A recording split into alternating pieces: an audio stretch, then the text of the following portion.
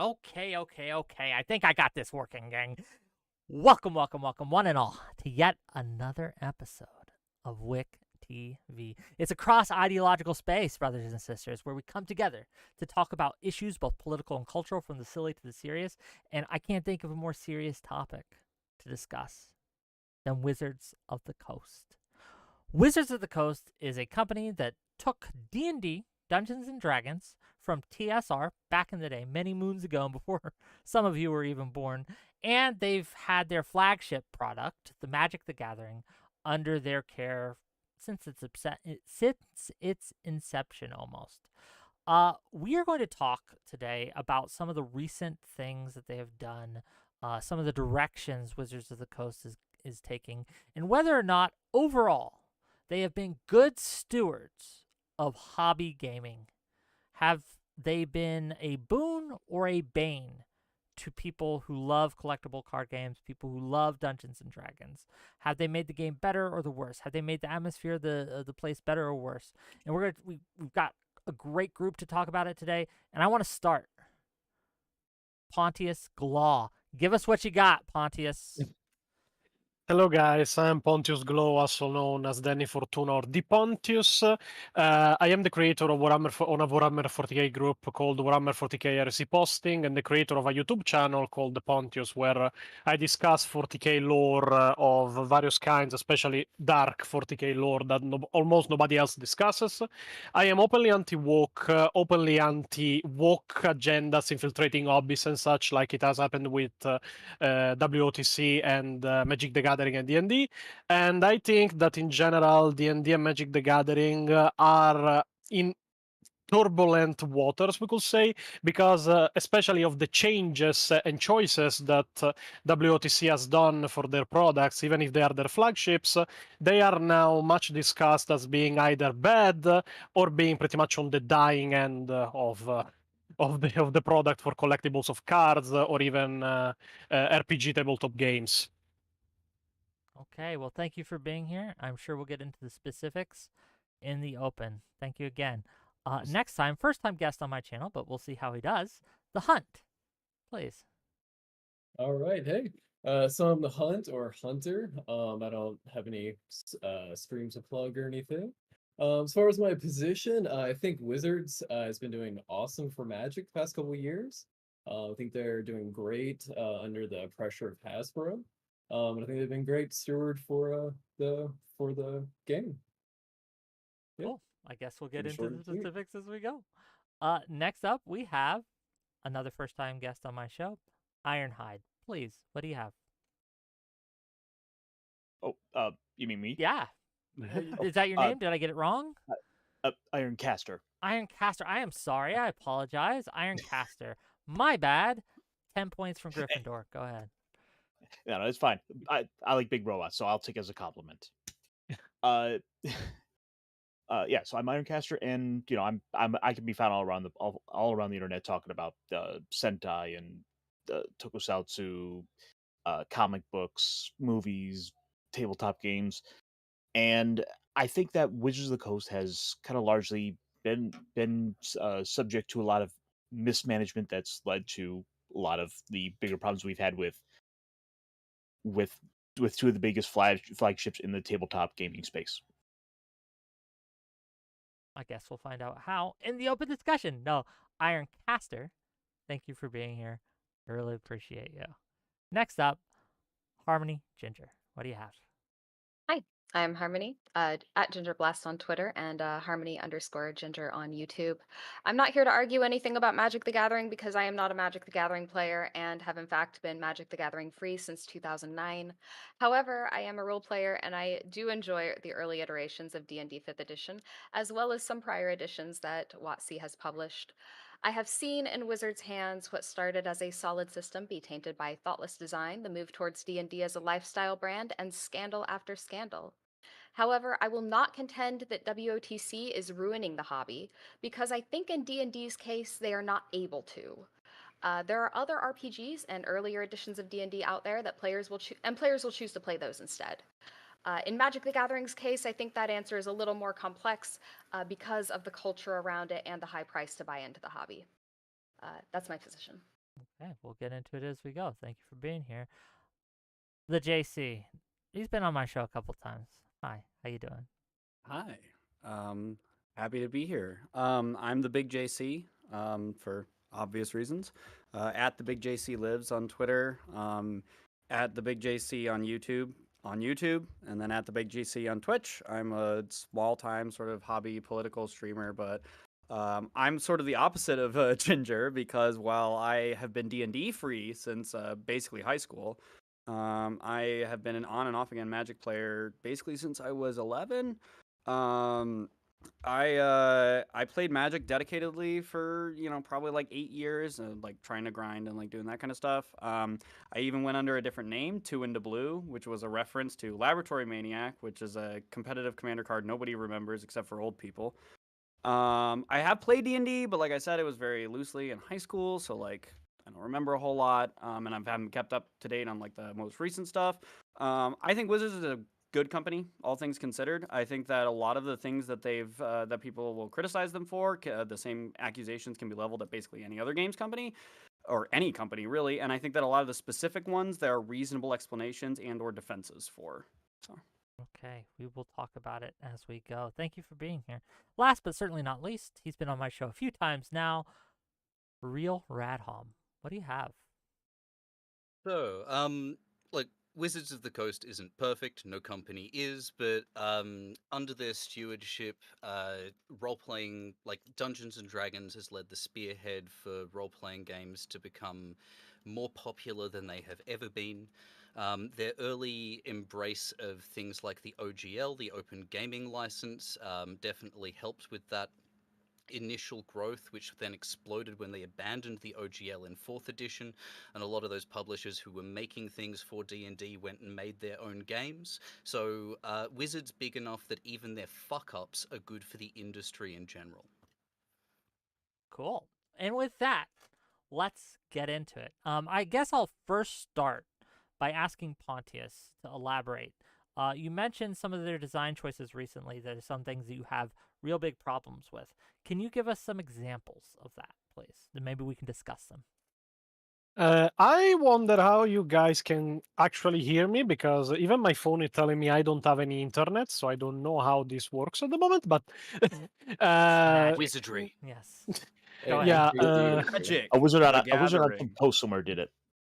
no, because like I can't even refresh I can't even refresh YouTube. I don't know what is happening. Anyway, the problem I have with Wizard of the Coast and the way they have taken D&D and in general even Magic the Gathering, even if I have not played Magic the Gathering ever in my life, I have seen just the controversies, is that they are trying to take everything that made hobbies great and interesting and sanitize it to oblivion, at least from what I've seen.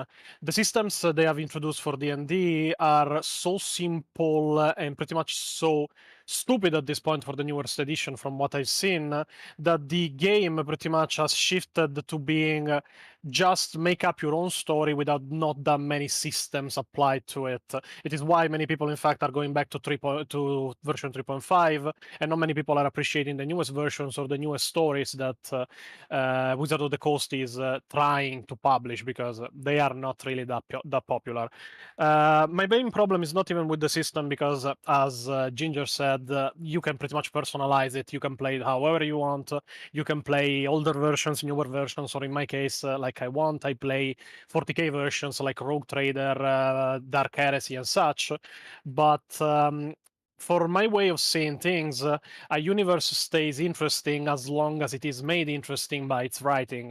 And from what I've seen from Wizard of the Coast and such, they are sanitizing everything so much, starting from their own stories, that now have removed pretty much any evil that there is in it. In fact, they are pretty much sanitized to oblivion, and there are people even accusing them in the most recent stories of going, there is no need for a hero in a universe that has no villains and nothing bad in it. and people pretty much have to make up their own stories for it. And then you have Magic the Gathering that has gone the way of just making collabs with everything. There is Fallout cards, there is Warhammer cards, there is Lord of the Ring with race swaps cards for some fucking reason. But that way they have went with this is that pretty much they made kits just using other IPs to try and extend the lifetime of theirs, all the while denaturalizing the game and flooding the market with so many cards that now the market is completely destroyed on Okay. that side. Let's get into some of these. I realize I'm not a D&D person, but I gotta ask. I thought the point was to write your own campaign. Like, if I ever DM'd, I'm writing my own thing. I'm using the system, but I'm writing my own campaign. Oh Like, yeah, I that's thought that was more of a normal thing, and encouraging that, especially like the company encouraging that by like writing fewer of them or like providing better tools for writing your own, seems like a good thing to me. I mean, they aren't encouraging that much when they are pretty much striking down every single game that even tries to use a system similar to D&D. They want you to play D&D. What do you mean striking out down any game that uses a system That similar they have to tried D&D? to Do you have copyright their any own system. examples? Not precisely, but I've read news articles about it. But it was long ago. I Well, don't even Are remember you the talking names of about what they the tried. OGL 1.1? Could be. Yeah, so they tried to Was long ago. revise the open games license and make it so that they could there were more restrictions on like what you could put in things, and there was also new qualifications for like when you had to start, like WotC owned everything that you wrote because it was made using their proprietary stuff, and then they required you to like pay out revenue above a certain like profit threshold. And then they backtracked that because of fan backlash. So if anything, them like taking reception from their like feedback from their community on a very unpopular decision and even backtracking and like saying, okay, we fucked up, we shouldn't have done that, is an indication of a good company that listens to its consumers, listens to its fans, and responds to them. Go ahead. Anyone? The thing I wanted to kind of comment on was the statements about the characters, the original the original, creating your own world. That is, I think, what most people do what many people will do, and that sort of is a lot of the mindset that Wizards of the Coast is going in. They're trying to more heavily market with a lot of known properties. You see this with Magic the Gathering, where they are doing more and more of these commander decks that have these crossovers, because at the end of the day, they sell. I can't argue that, because look, people like their Fallout, people like their Doctor Who, and plus if it has good, if the cards do have good mechanics, or they are a new power card, people are going to go to them because they want to compete there.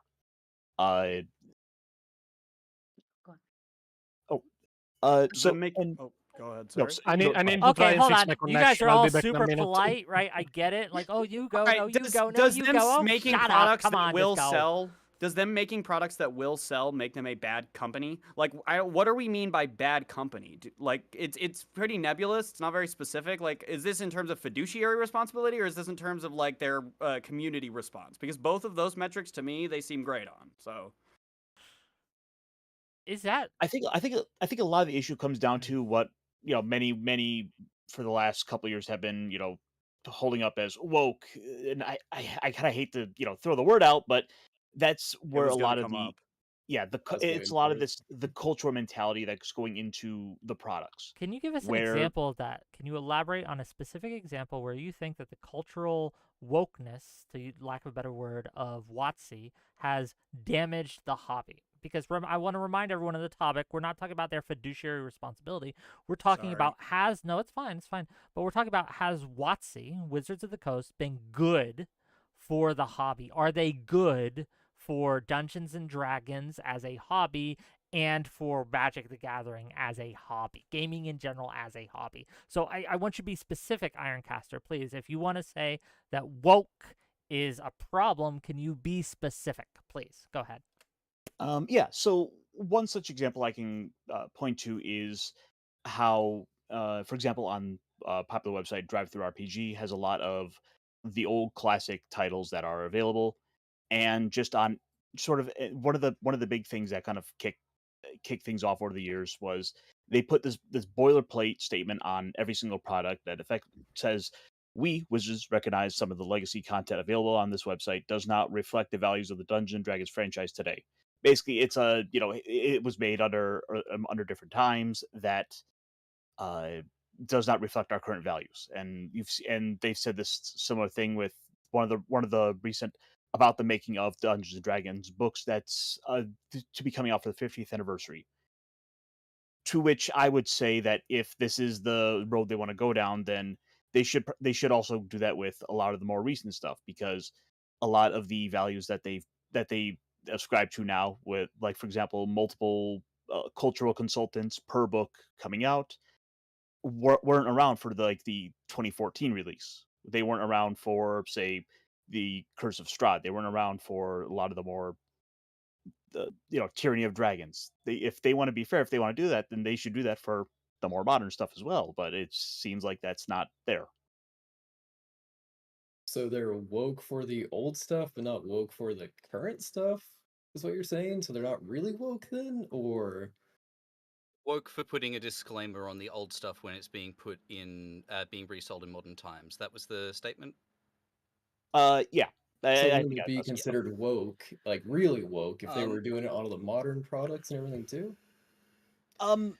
So it's more of a it's more Just of a pandering for the previous old stuff to make the angry people go away? I think no, it's it could, disrespectful of the roots of the hobby. Quite honestly. Disrespectful? Yeah, because this hobby is built on what TSR did. I think it's their responsibility to be respectful in the hobby they're building on, respectful of the people who made the hobby that they are building on today. So I see you're wearing a I Fallout think it's shirt. okay to be Yep. disrespectful ahead, of Gary Gygax. He was a bit of a cunt. Okay. I Whatever. disagree I with see that you're wearing a completely. Fallout shirt. Mhm. Are you one of the people who thinks that Bethesda has disrespected the Fallout IP ever since they took control of it, or do you think that they've done good things with it? So I'm kind of a mixed Fallout fan. I'm not really a Fallout fan. I like the shirt. I'm more of a Sure, sorry. Fallout New Vegas fan in general. I like Fallout 1 and New Vegas. I'm not too big on Fallout lore though. Okay. I wanna. Mhm. So you said that Gary Gygax was a bit of a cunt. Can you elaborate, Redhom? I'm just very curious. He was a gender essentialist who thought that women were functionally biologically incapable of That's enjoying not what he said. tabletop RPGs. Yeah, Wrong. can I see No, Can I that's not what see it said. where he Bring said up the that, quote. please? Read the quote. He did not What did say he women were actually incapable. say? He said women were So- less interested in playing D&D. He was talking about D&D First Edition, which was a war game. Less Isn't that women are something you interested can in war measure by games than men. sales too? Yeah. He did not say we were less capable. Well, He I said we were less apologize for interested. using the term incapable. But he thought that there was from what I understand, he Okay. thought that there was a biological thing that meant that women were less likely to be able to enjoy RPGs. Do you Um, play Warhammer? I play many games. Okay. So yeah, let's talk about this then, because he was talking about the early editions of D&D, the editions that Gary Gygax was in, and those were more war games than RPGs like we have today. And if you go to any war game convention at all, any war game meet, how many women do you see there? Not as many as Uh, men, right? a few, You a see number. some. Not Yeah, you Okay. as see a many. I few. will admit that. There are Okay. not as many. There are way fewer women than men at these Yeah. events, and that's because women are less interested in war games. Would we And like the that's So okay. quote? I'm still Yeah, let's get listening. the I'm quote. just going to mute myself to welcome in a Sure. couple of raids. So I think I found the quote. As I've often said, I'm a biological determinist, and there's no question that male and female brains are different. It is apparent to me that by and large, females do not derive the same inner satisfaction from playing games as a hobby that males do. It isn't that females can't play games well, it is just that it isn't a compelling activity to them, as is the case for males. That's not what you said, though, Rad, just to be clear. Yeah, women and men are Oh, different, and some women still like war games, but less women do. You can argue as to whether it's biological or cultural. I personally think that there is a biological difference between men and women, but I mean, you can make that argument, but I don't think it's sexist to say less women are interested in war games. I think that's just true. I mean, it has been showed anyway. Sorry for the problem, but I'm back. It has been showed by the study that has been made by Lego. I don't know if you guys are aware of it. They pretty much found out that even if given the same kind of toys, males and females will play with them differently. And like many others, they have found, like they have tried to give male and female children Batman toys, and while the males wanted to become like Batman, so they recognized themselves more like Batman, females actually recognized not Batman itself, but the fact that they wanted Batman to be more like themselves. So that is one of the main things that has been found out by the recent study of Lego. So, like Ginger Here said, that is- could Hold on, be hold social. on, That hold could on, be hold on, hold on, biological hold or on, hold on, cultural. hold on. I want to take this bit by bit. There's some statements and assertions that have been made. I want to give Radhom a chance to respond to those statements and assertions. So I'm going to give Radhom the floor for a minute and let Radhom respond, and then you can all address him afterwards. Go ahead, Radhom. Here is the quote that I was referring to. As I have often said, I am a biological determinist, and there is no question that male and female brains are different. It is apparent to me that by and large, females do not derive the same inner satisfaction from playing games as a hobby that males do. It isn't that females can't play games well, it's just that it isn't a compelling activity to them, as is the case for males.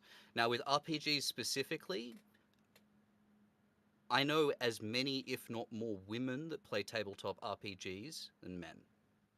But they are And a different lot than of they that were. comes Go down ahead. to, though, the big influx of women to the RPG hobby, to the tabletop space, whereas games like Vampire the Masquerade, it was storytelling style gaming that brought them in, whereas Gary is a man of the wargaming route. So so I guess it comes down to asking about like Now, old D&D, like first edition D&D, did come out of chainmail, but I wouldn't call it a war game per se. Gygax set it up and ran it as like a player versus GM kind of like challenge gauntlet. But I don't know that I would call that a war game. well, the thing is, it was his group came out of they called it the Castles and Crusades Society, which was a wargaming group.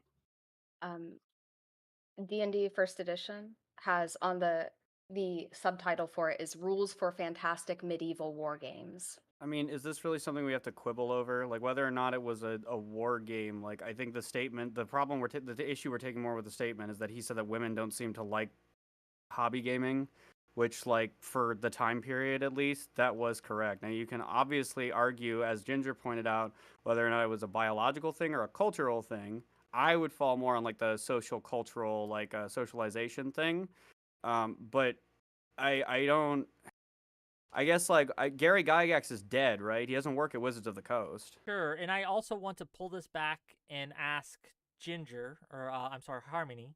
Harmony, you mentioned that. Sorry, Harmony. No, it's fine. Either. You mentioned that WotC has been disrespectful to the legacy of D&D. Can you give us some examples of what you mean by that? And maybe then we can tackle those, please. Yeah, sure. So I believe they've been sanitizing a lot of their old stuff because in the older editions of D&D, you had several settings. Like, I mean, you had Greyhawk, Dark Sun, Forgotten Realms. You had all sorts of different settings that came in, and you know they won't touch Dark Sun, and that's fine. They probably shouldn't. But anyway, I love They Dark new Sun, did a actually. re-release of Dark Sun a few years ago. did they Fourth really? edition. Yeah, fourth Yeah, edition was the not last for Dark fifth Sun. edition. Yeah. So, yeah, it was in fourth edition. It was in But, 5th edition. There was a What? 5th edition Dark Sun Was there source a fifth book, edition yeah. Dark Sun source book? The I'm only reasonably that. thing, Does anybody play Magic? Same. No. That's what I've been waiting on, man. Sorry. Is there This a is fifth probably edition what Dark I Sun sound book? like talking about 40K when I'm around like my Really? fiance. This is what I sound like to her. Okay, but no, I'm just Right. Sorry. let's get I, back into got the sidetracked. yeah, let's get back into the Um, disrespectful examples, please. Right. I think that I think that the first of all, this isn't WotC, but the wide perception that Gary Gygax was a sexist for that forum post, I think, is not great on his legacy. But also, I think that what Ironcaster said, those broad disclaimers that we don't stand by what this game originally was, yeah, that's not great. And also, you have things like Thaco the Clown. Do you guys know Thaco the Clown? Thaco the Clown, an NPC, and what was it? Wild Beyond the Witchlight. right? Lots of people had the idea that that was meant to clown on old gamers. And I don't know. also Kyle Brink's statement. People Let's have talk been about joking about THACO since 3rd edition came out Yeah. because it was a counterintuitive system to wrap your head around. I mean, Yes, but they It's specifically made making a character joke something about the hated past of the children. hobby is fine. it is a pattern of behavior, I think. And then when it comes to I'm sure we all remember Kyle Brink's statement about older white guys like me can't leave this hobby fast enough. I mean, I think that there is a pattern of disrespecting older gamers that have been in this hobby for a very long time. It is not even a disrespect that comes from behavior necessarily. It is usually a disrespect that comes from immutable characteristics, ideas, color of the skin, or even gender. When people complain about the fact that in wargaming there isn't enough women and that is the fault of men. No, simply people like what they like, and we should leave all these kind of differences at the door. But the problem is when even the creators, in this case like WotC, try to appeal to a wider or better audience, as they call it, by doing this kind of statements and starting to denaturate or even go against the creators of the game they now own and brings them millions. So what it is statements? not What that statements has Wizards of the Coast made that you take umbrage with? I don't think there is a specific statement that I take a problem with, but I take a problem with the amount of changes they have done and the amount of outcry they have listened to that really didn't have any sense to be listened to. Like the fact that they changed. Any specific changes that you would like to list? Yes, the fact that they removed the orcs from being a natural evil race because people started complaining about them being a caricature of black people, that they never were. People started seeing that because people started making a connection with that to complain about the connection that there was. Nobody ever saw that black people as orcs until somebody started complaining that they saw black people as orcs. It's more of a statement on the person who read it. On the otherization of evil races going back about half a century. What do you mean? I mean, okay. I mean that this isn't a new thing that people have been noticing and pointing out. But hobby gamers might not be familiar with that literature. Races... Hold on, let Redhom go for a little bit. He's getting ganged up on that. Let's Redhom go. Yeah. Evil races are like they're used as a stand-in for the vile other, and there's like problematic elements that come with that. Outside of, extra planar, supernaturally good and evil stuff, I think that having nuance is fine, actually. Yes, but you can have nuance, but the only person seeing a comparison like black people are orcs were the people complaining that they saw black people as orcs. No wargamer ever went, oh yeah, I'm going to make a tribe of orcs just inspired from Brooklyn. What the fuck kind of comparison is that? It is like the people that on Twitter, when the 10th edition Warhammer 40k trailer released, went on Twitter to complain, oh yes, the Tyranids are the Jews. And I'm like, what the fuck are you watching when you look at this trailer? Like, can we just agree that fantasy is fantasy? You can see whatever you want in it, but you don't have to complain if you see something that is offensive for you. They were talking about, like, there's lots... I'm going to try and pull this back to D&D rather than getting back into Warhammer stuff because that's no, I just did a comparison, but it is just to say.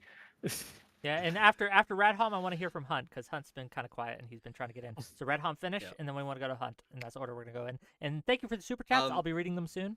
We'll get to them. Promise. Give me more money. Go ahead.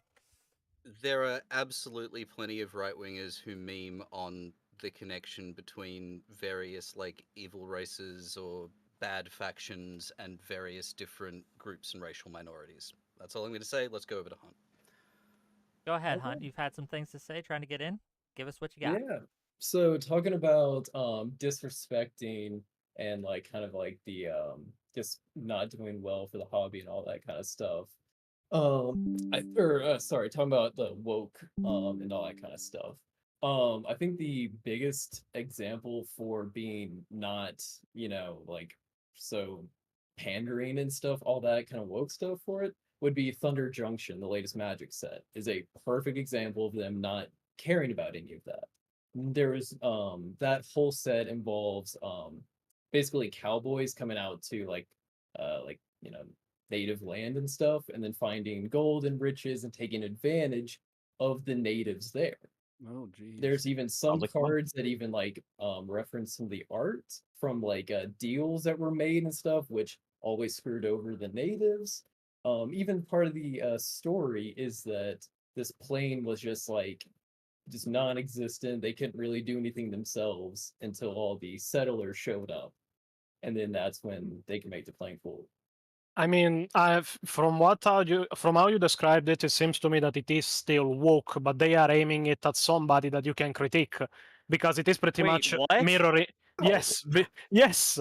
Excuse Are me, you excuse me. serious? Come on, So- man. Yes, I'm serious.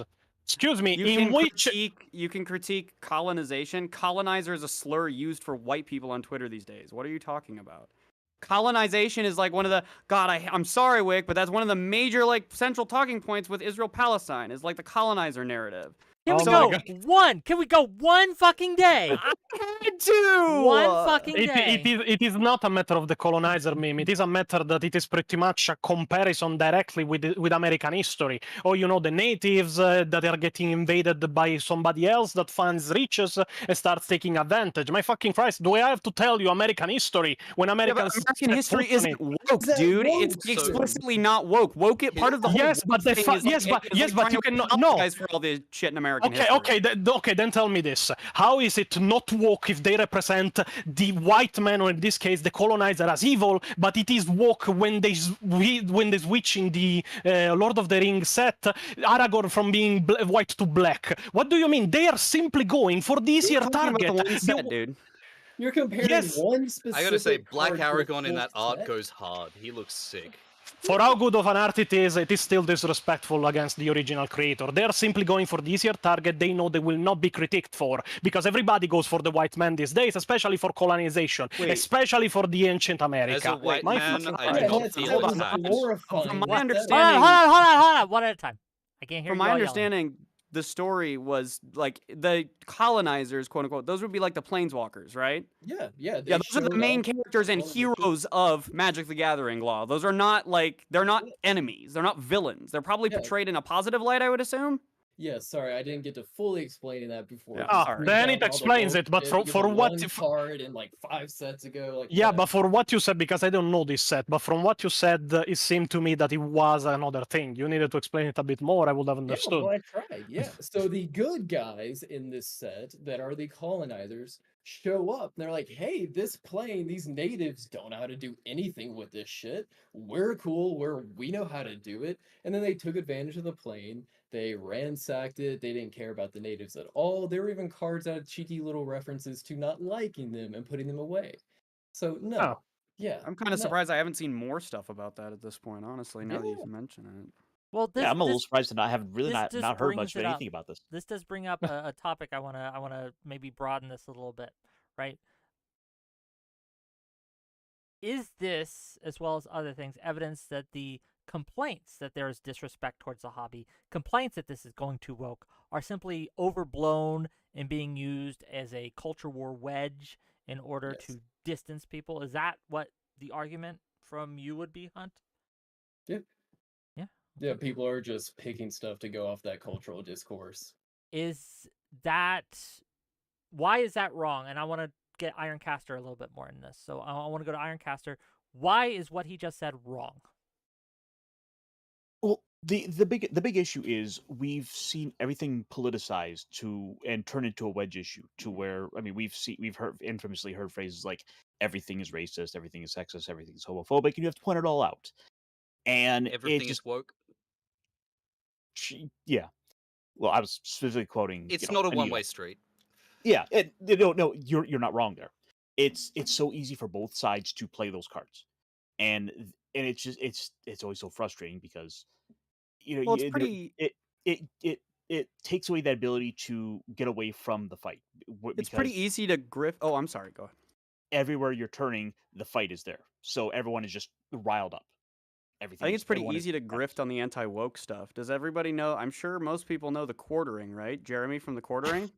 Yeah. Anybody old enough to remember when that was a Magic the Gathering channel?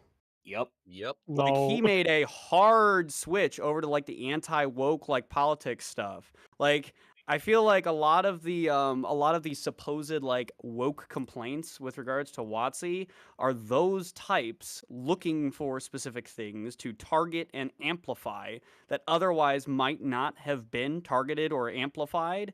And I think that Thunder Junction is kind of an example of how the opposite doesn't really seem to be happening. Or at least, I mean, you could make an argument that like people are just oblivious to it. I certainly was until I had it like Hunt explained it that way, but I mean, it does seem like for both sides certainly do it, but at least in this case, it certainly seems like one side is more vitriolic with it. Okay, I'll let you respond in a second. Let me get to these super chats. 10 euros from Prussian Menace to say this. Problems arise when corporations try to expand audiences into ones that aren't usually in the existing IP, not wokeness. Like every video become a live service to get GTA Online or Fortnite money. And I'm assuming he means video game here.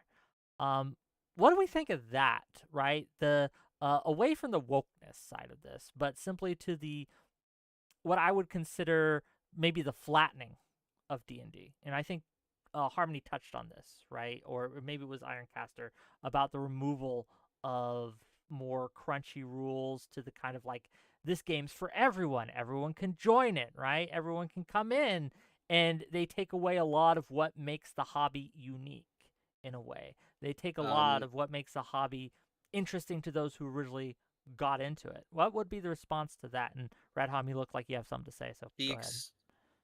The like D&D is sorry, 5th edition is somewhat rules simplified compared to previous editions, and that has been part of its explosive popularity is because of its accessibility. Honestly, I think that D&D in general is a somewhat mid role-playing game. There are a lot of better role-playing games out there, but I want D&D to do well because most people's RPG trajectory takes them from D&D through to other better role-playing games. A lot of this stems down to just an ever widening attempt from large major corporations to try to push for an ever wider audience. And I think one of the best examples of this is Star Wars. They've under Disney, they tried for 10 years to expand the audience because it has a built-in largely male audience. Are there women who like Star Wars? Absolutely. The thing is, Disney had bought Star Wars, Lucasfilm, because of that built-in male audience. Because if you remove Marvel, if you remove Star Wars, at the end of the day, Disney's a girls' brand. Disney princesses are one of their best-selling things around. They bought those because they didn't have they didn't have anything at that scale that could attract male audiences. Well, the first thing they did was turn around and how can we make this appeal to women to try to widen the appeal to this. And after now 10 years of trying to do that, just this last week, Kathleen Kennedy has had to come out and basically admit, like, at the end of the day, we still have a largely male audience, which is kind of part of that, which gets us kind of back to that issue of uh, a lot of this is just an attempt to basically control who the audience is, trying to get everyone in, and ultimately the problem is boiling down Is to that if bad that more women are they want more women in the hobby? Why is that? Why does it hurt D&D specifically? And I see your super chat for $100, J-Mac. Thank you. I'll get to it in a second. But yeah, can you explain why wanting more women in the hobby is bad for Dungeons and Dragons or Magic the Gathering or both? So Not a lot of what's going on is it's largely an attempt, like I said, an attempt to widen the audience. And so this natural idea comes in, let's make some changes to simplify the rules to try to appeal to these other player base, to these people who might not have been into it before. If we simplify it, well, maybe we'll get more people to come in. But the problem is these changes that are being made along the way are upsetting the already existing audience to try to chase a new audience. It's a lot of it comes so down to is what feels like a sort of a nerd disrespect to the classic fans that are already there. nerds get upset constantly by both change and lack of change. In every edition of every game, you will find people who are complaining about the current edition and want it to change to something new, and you will find people who complain every time an edition or a rule or anything changes. Like, Yeah, we acknowledge people complain. The It's about whether or fourth not the killer complaints of are valid every or hobby good. is complaining. Yeah, it is a matter of the complaint being justified or not. Like the creators of Helldivers, not the publisher, because Sony is trying to pretty much sink every single game it has under its belt. But the creators of Helldivers said it best that a game for everyone is a game for no one. And the denaturation of the rules of D&D, of the universe of D&D, the stories they publish, the messages they give, even the extreme behavior of the creators that are now even recently after Christmas even had a massive amount of layoffs. I think they like sent away like 1,300 people from their shops after Christmas. I'm not sure about that. I read a tweet about it, but I didn't see any articles. But in general, every single change that denaturates the universe and makes it simpler to appeal or to a broader audience simply alienates more and more of the original audience without attracting anybody new in, because D&D in general Why has, is D&D still the biggest RPG on the planet? because it was the It first hasn't lost RPG on the its planet. market share. It No, hasn't they're lost its they're market trying to share. sell it. It Actually, they're hasn't trying to sell it. They're trying to sell it. WotC is trying to got sell any D&D. got any proof? Where's the info on that? Because if there's some There news is on it, I various might have just articles. missed it. Look on Google. But in general, D&D has been experiencing a lot of popularity because it has been simpler. But the problem is player retaining. If people don't stick with your brand, but are there just for one release or one single edition of your game, you still lost customers. Because the older fans that have played from the first edition and left at the fifth were there from the beginning. Yeah, That but is if they the were point. replaced with the equal or a greater number, then it doesn't matter. Let me to the get company. Yeah, to but then why are they doing massive layoffs from their shops if there is an equal or greater number of players joining the hobby? let me get to these super chats, and I'm curious. Because of standard corporate fuckery. Yeah, I'll get to that in a second. But let me read these super chats. I got a couple, and I'm curious. I want to get Harmony in on here. I have a couple questions for her specifically. So $100 from JMac to say, can anyone point me to someone on the opposing side that got treated like Rebecca Guai? Guai, I don't know how to pronounce it. She wasn't a right winger as far as I know, but got dragged because of likes and follows. Does anyone from the left get the same treatment who got canceled over crazy lefty likes? Well, I can name one for you, J-Mac. Brianna Wu. Okay, that's going on right now as we speak. But does anyone else have a Lefty purity testing is way stricter than anything going on the right. Yeah. Like no. It is Yeah, why the left eats itself most often. Yeah. Yeah, no, the left is always known for the purity spiral of any arguably. Okay, I'm not saying the Not right doesn't, but disagreeing. that's what they're known for best. Okay. $20 from Doobie to say Thunder Junction was written as an uninhabited plane with no governing forces or gods before the planeswalkers appeared and colonized it. Every sapient race there came in after it was colonized. Is that true? Did you lie in 4K to us, Hunt? From what I understand, again, they haven't been the greatest on giving, super in-depth stories with the main blocks, but from what I understand, there were natives there. There were people at least before the planeswalkers showed up. And there were people there that weren't the planeswalkers. Well, and I think even still the point of like having like a group of like super people show up to show the people who are there, the natives, like how it's done. I think that like the fact that that hasn't been like attacked by like the Wokies is kind of astounding to me, regardless of whether or not the plane had people on it, like in the very Strange, beginning. yeah. And There it's was sort of an some unfortunate thing discourse. with Native Americans that they only really seem to matter in terms of politics with Columbus Day or around Thanksgiving. And I say this as someone who is a card-carrying Indian, so I'm speaking up for myself. Okay. you- I want to harken back to. This will be very quick. Harken back to a previous point from Pontius Glaw. So Hasbro selling off D&D was a rumor that was started by a Chinese news report saying that they were going to sell D&D to Tencent. This has been denied by Hasbro. So this doesn't actually seem to be a thing that is happening or was ever actually on the cards. There was a single news report that started this rumor. Ah, good. But the one of the 1,300 layoffs after Christmas, though, I doubt that is all only corporate fuckery. That is standard corporate fuckery. Okay. And when they Yeah. reported record profits, like I'm Yeah. not sure. What Yeah, is- record profits, massive layoffs. Wizards of the those Coast $1,000 is magic packs are getting in pretty record nice for profits, I guess. and Yeah. it's like Hasbro's most profitable division at the Mm, moment is Not Wizards of the only Coast. most Not actually. profitable, 30% of other the ones layoffs were the ones are- of Magic. So Layoffs don't matter. Layoffs, they The don't layoff- care. Magic was the most profitable area of Wizards last year by a So- yeah, but the large layoffs were margin. of that part. 30%, good 30% of the people that they lay off was of the Magic. Okay, yes. I think this is where we'd be critical of like corporate fuckery. Yeah. Mm. Okay.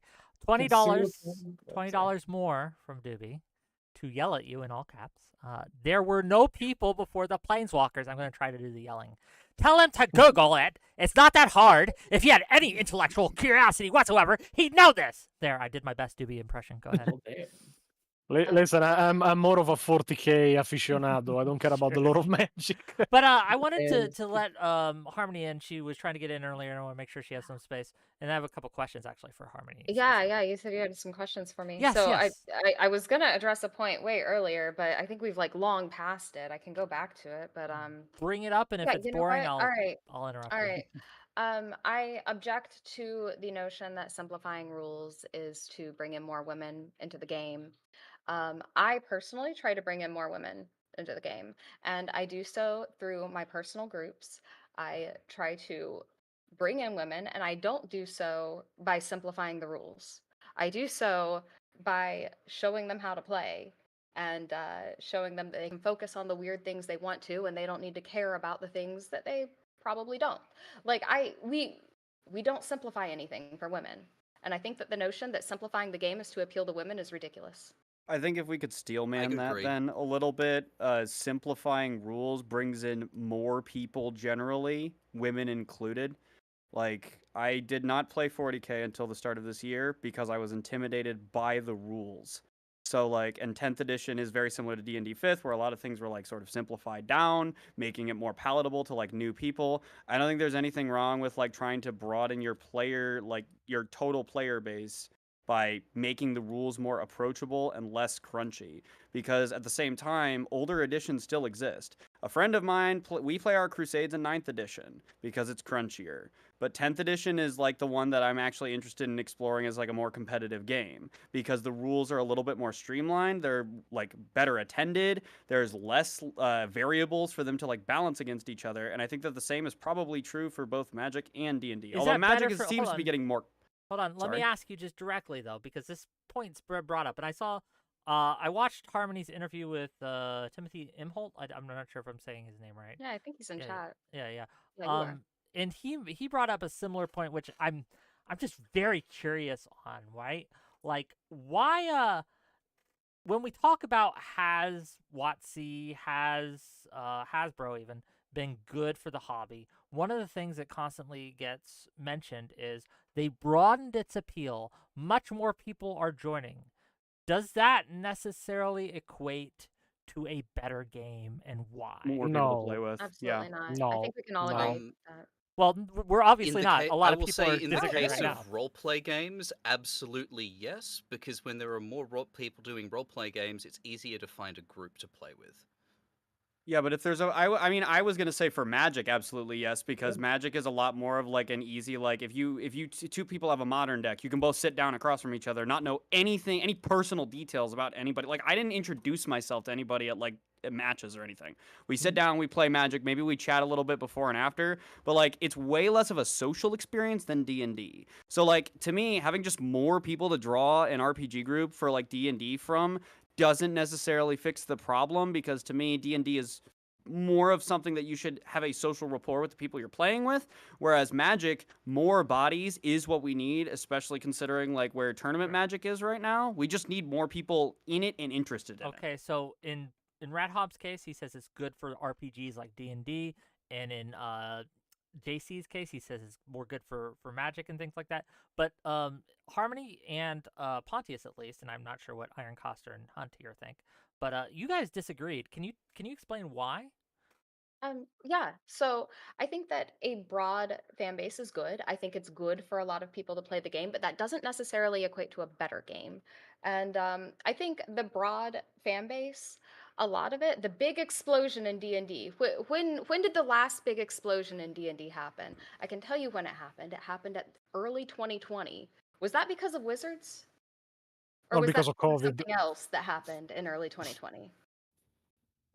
And that's kind of what I wanted to point out here is a lot of the big explosion of people playing the game have to do with the advent of VTTs, the internet, and the ease of finding a group, and it has to do with, well, COVID.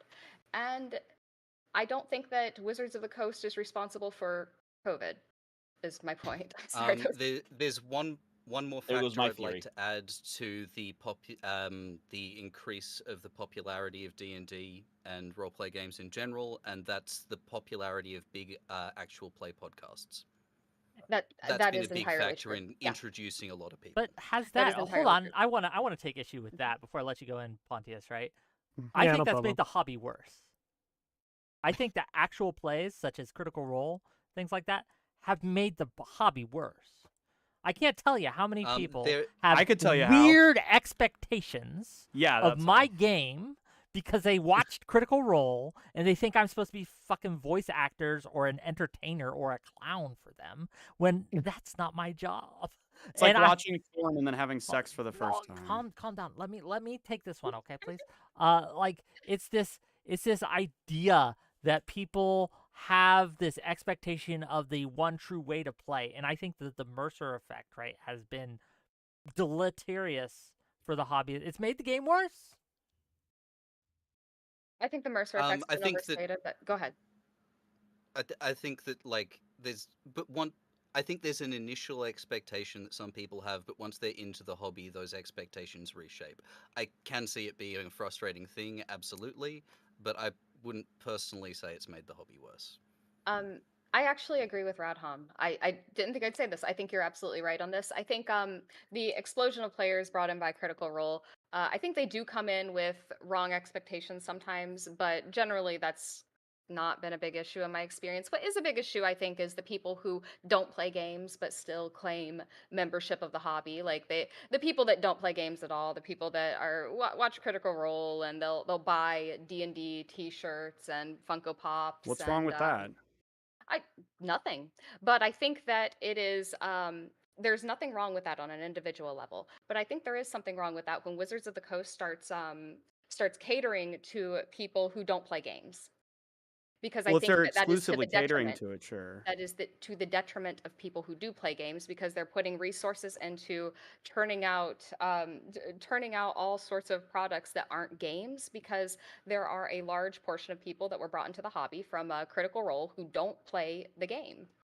But how is someone do you have any who products brought in by specifically Critical in Role mind? buying a T-shirt? How is someone who was brought in by Critical Role buying a T-shirt with a D&D logo on it? How is that doing harm to the hobby? Look, they so that's actually a good question because I think that on an individual level, not really, but on a major level, this is what corporations make decisions for. Like corporations will make decisions to cater to people that don't play the game, and I think that is to the detriment of the hobby. Is I'm not printing sure. shirts with the logo catering to people who don't play the So game? you're nitpicking on little things, and is Well, yeah, printing a because shirt it's a with pretty the logo? specific criticism that you're So- raising, Yeah. but it doesn't seem to be founded I on don't think much. it's a I specific think criticism. I It's a think broad to criticism. bring it to bring it to something that might get a better answer or information, what products or actions do you feel Wizards of the Coast or think Wizards of the Coast has made that does what you've outlined? Okay.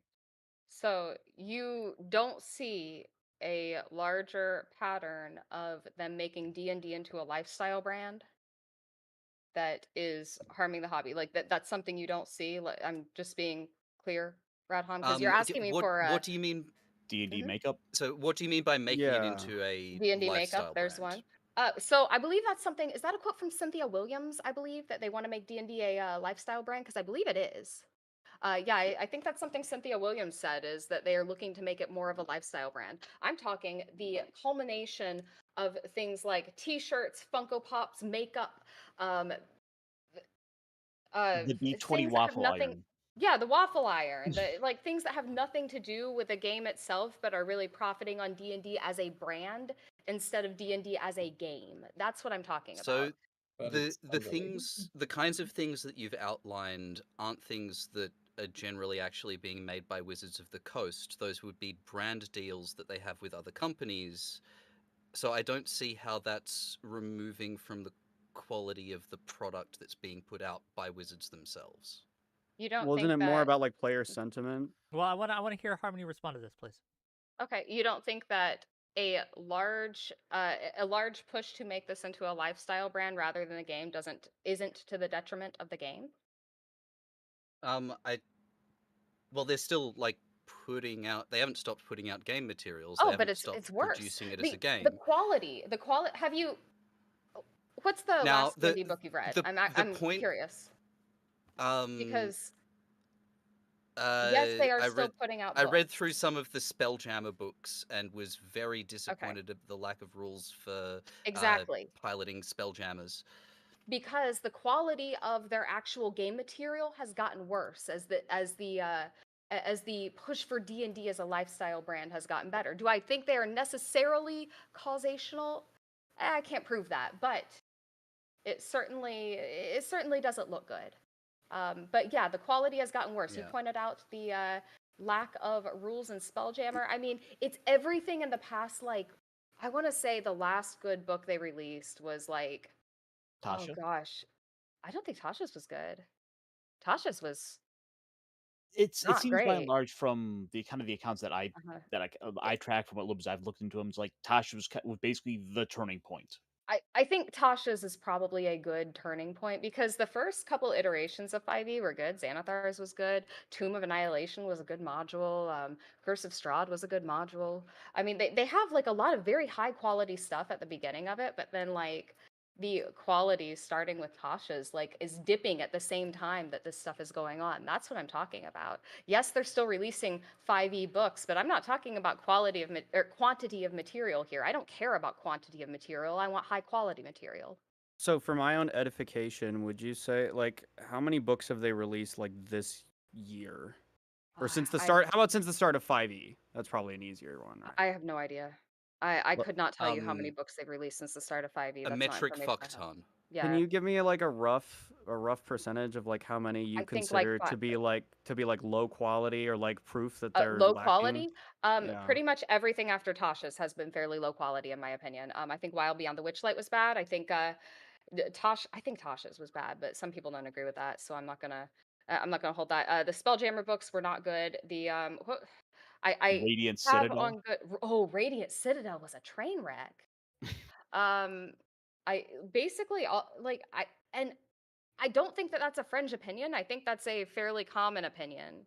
I'm not going to a lot contest of that. I'm not a people- D&D player. I was just asking. Okay. I'm sorry. Yeah, no, I'm sorry. I didn't mean to No, it's accuse you. look. You guys are so polite. What's going on? It's the Midwestern in us. I can't get it, help no, it. fair yeah. enough. I wanna. Look, Oh, yeah. I want to let you finish. I'll let you finish, and then I want to. was just gonna say I'm not gonna yell Sorry, at mate. people in your pants. The audio from you guys is completely fucked out from me. I'm just gonna mute you for a moment while I try and figure out what's going on. I'm sorry about the audio issues. I don't know what's going on there, but I wanted to pass it for a moment to Pontius and maybe kind of get a little bit back on track here. I think the main problem with WotC, D&D, and Magic the Gathering, less in Magic the Gathering, because I do agree with GC that it is a very impersonal kind of hobby where you have just to play with an opponent. You just need a deck, an opponent you can play. You don't really need to familiarize with a person. You don't need to be friends. You don't need to role play. You just need to play. So more bodies are better, even if the quality of the cards, the rules, and everything is going down. The main problem, though, comes in games, in this case, like D&D. One of the things I actually appreciate the most when people join an hobby is the amount of required effort to join that hobby, either learning the rules, learning the story, learning how it works, learning how to behave, even because you have to be respectful with the people that know more than you, that do more than you, that have more experience than you when you're starting and such.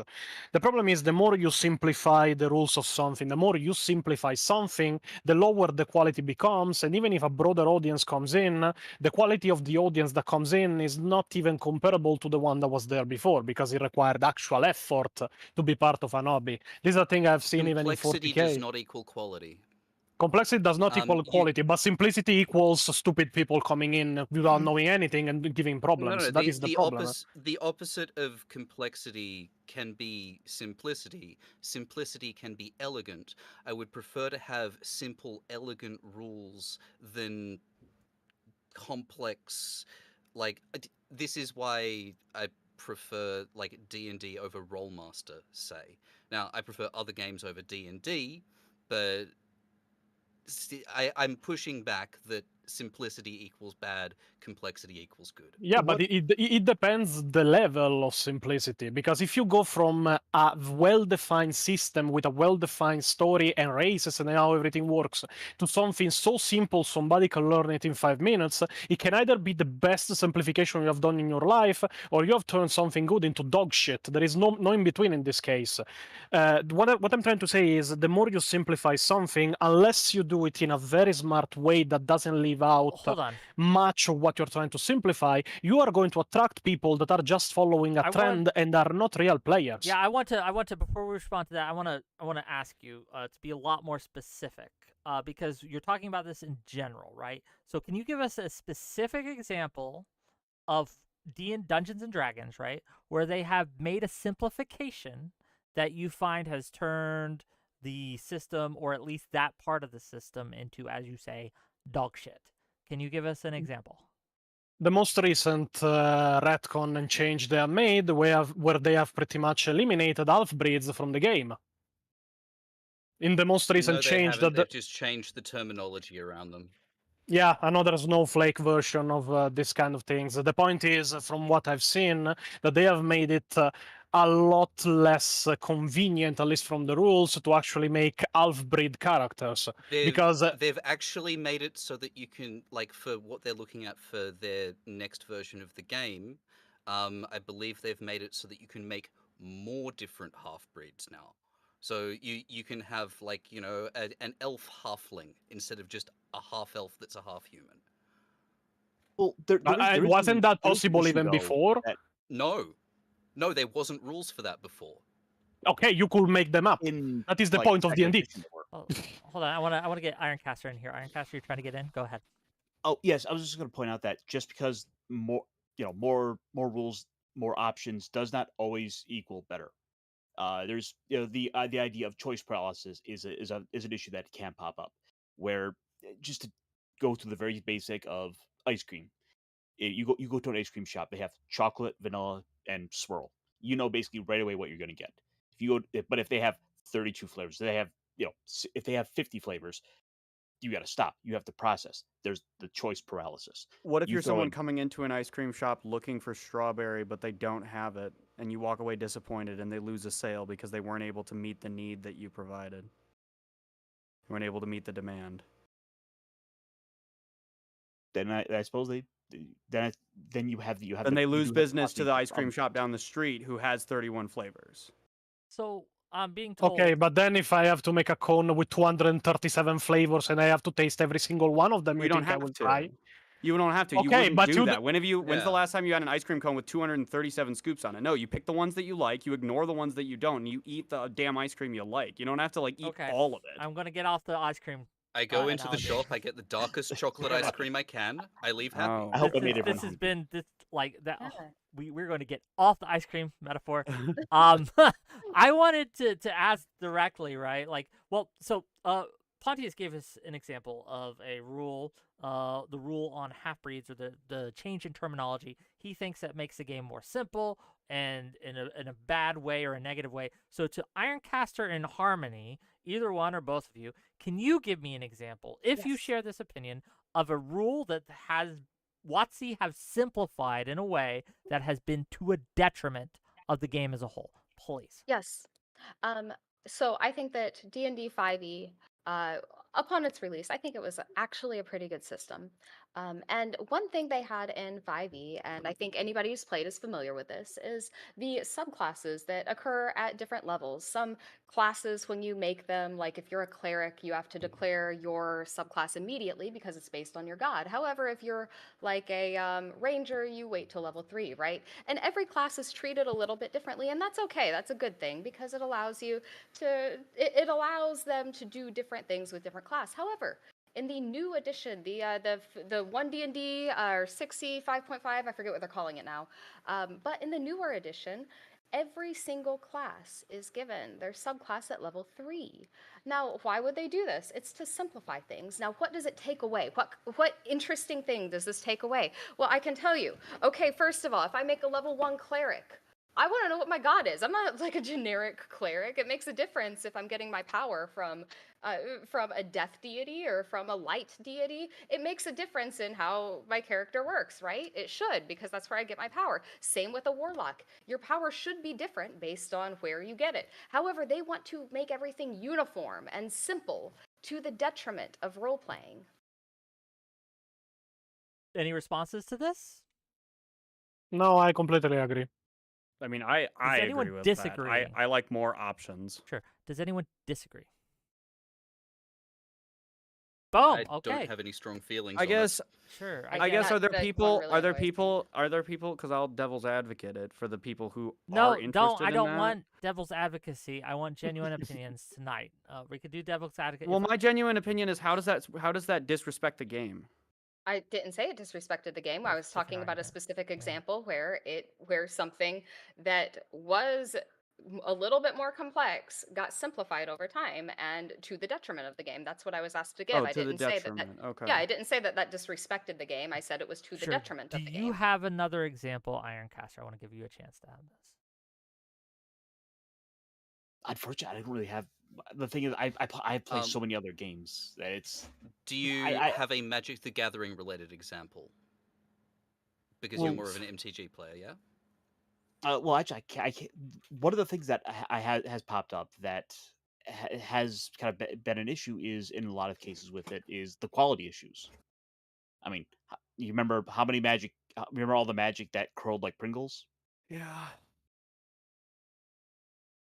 It's So that doesn't sorry, seem to go be a ahead. problem anymore with some of the more recent foils that I've gotten. Because there used to be an issue with the way that they produce foil cards, which is that there would be like a shiny layer applied to the card once finished. That depending on the humidity and temperature level of like where you lived, it could curl upwards or outwards. I think the most hilarious example is probably Commander Legends, the set called Commander Legends, where cards would come out of the pack warped, like. Magic has a rule with regards to like whether or not cards are legal for tournament play, and it has to be that they're not marked or distinct in any way from any other card in your deck. And the majority of that set in foil is unplayable, and even some of the non-foils. However, there has been massive player backlash to that, vocal player backlash, and a lot of the foils that I got, I have a Rest in Peace from Thunder Junction that I just got for one of my control decks, and it's flat, and it stayed flat. I left it out on my counter for a day with no sleeve on it just to test it. It stays flat, so whatever they did, they fixed it. So I think this brings up an interesting point that I think can apply to both D&D and Magic the Gathering, both. Recently, I have seen evidence that Wizards of the Coast has removed one of the qualifications or one of the statements they've had in their like promise to the players. I'm not sure exactly what the technical term for whatever this is. They used to have this in this a statement saying that they would never use AI art. They have since removed that. Do we think this has been this is they have- good? Or No. if I'm I wrong, hadn't heard about them. if I'm wrong, correct me, please. I'm not perfect. I hadn't heard about them removing that statement. They may or may not have, but they have also recently started advertising for an AI specialist to start working at Wizards. Yeah, specifically So- with generative content. So a couple of things there. Please. To the AI thing, they had just come out and recently said that they would not come out and make public statements basically for every time a piece of AI art is found. So they're basically planning to sweep it under the rug and act and basically not make any big statements about it.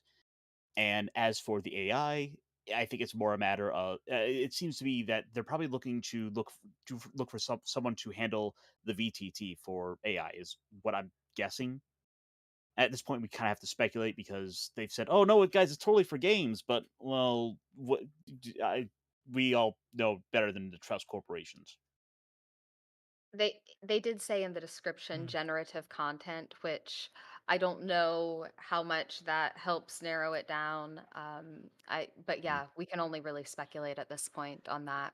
Well, let's run with this for a moment because I'm curious, and maybe no one here has this opinion, but I'm just curious. Does anyone think that using AI in art generation or product generation, either of Magic or D&D, do we think this is positive or at least neutral?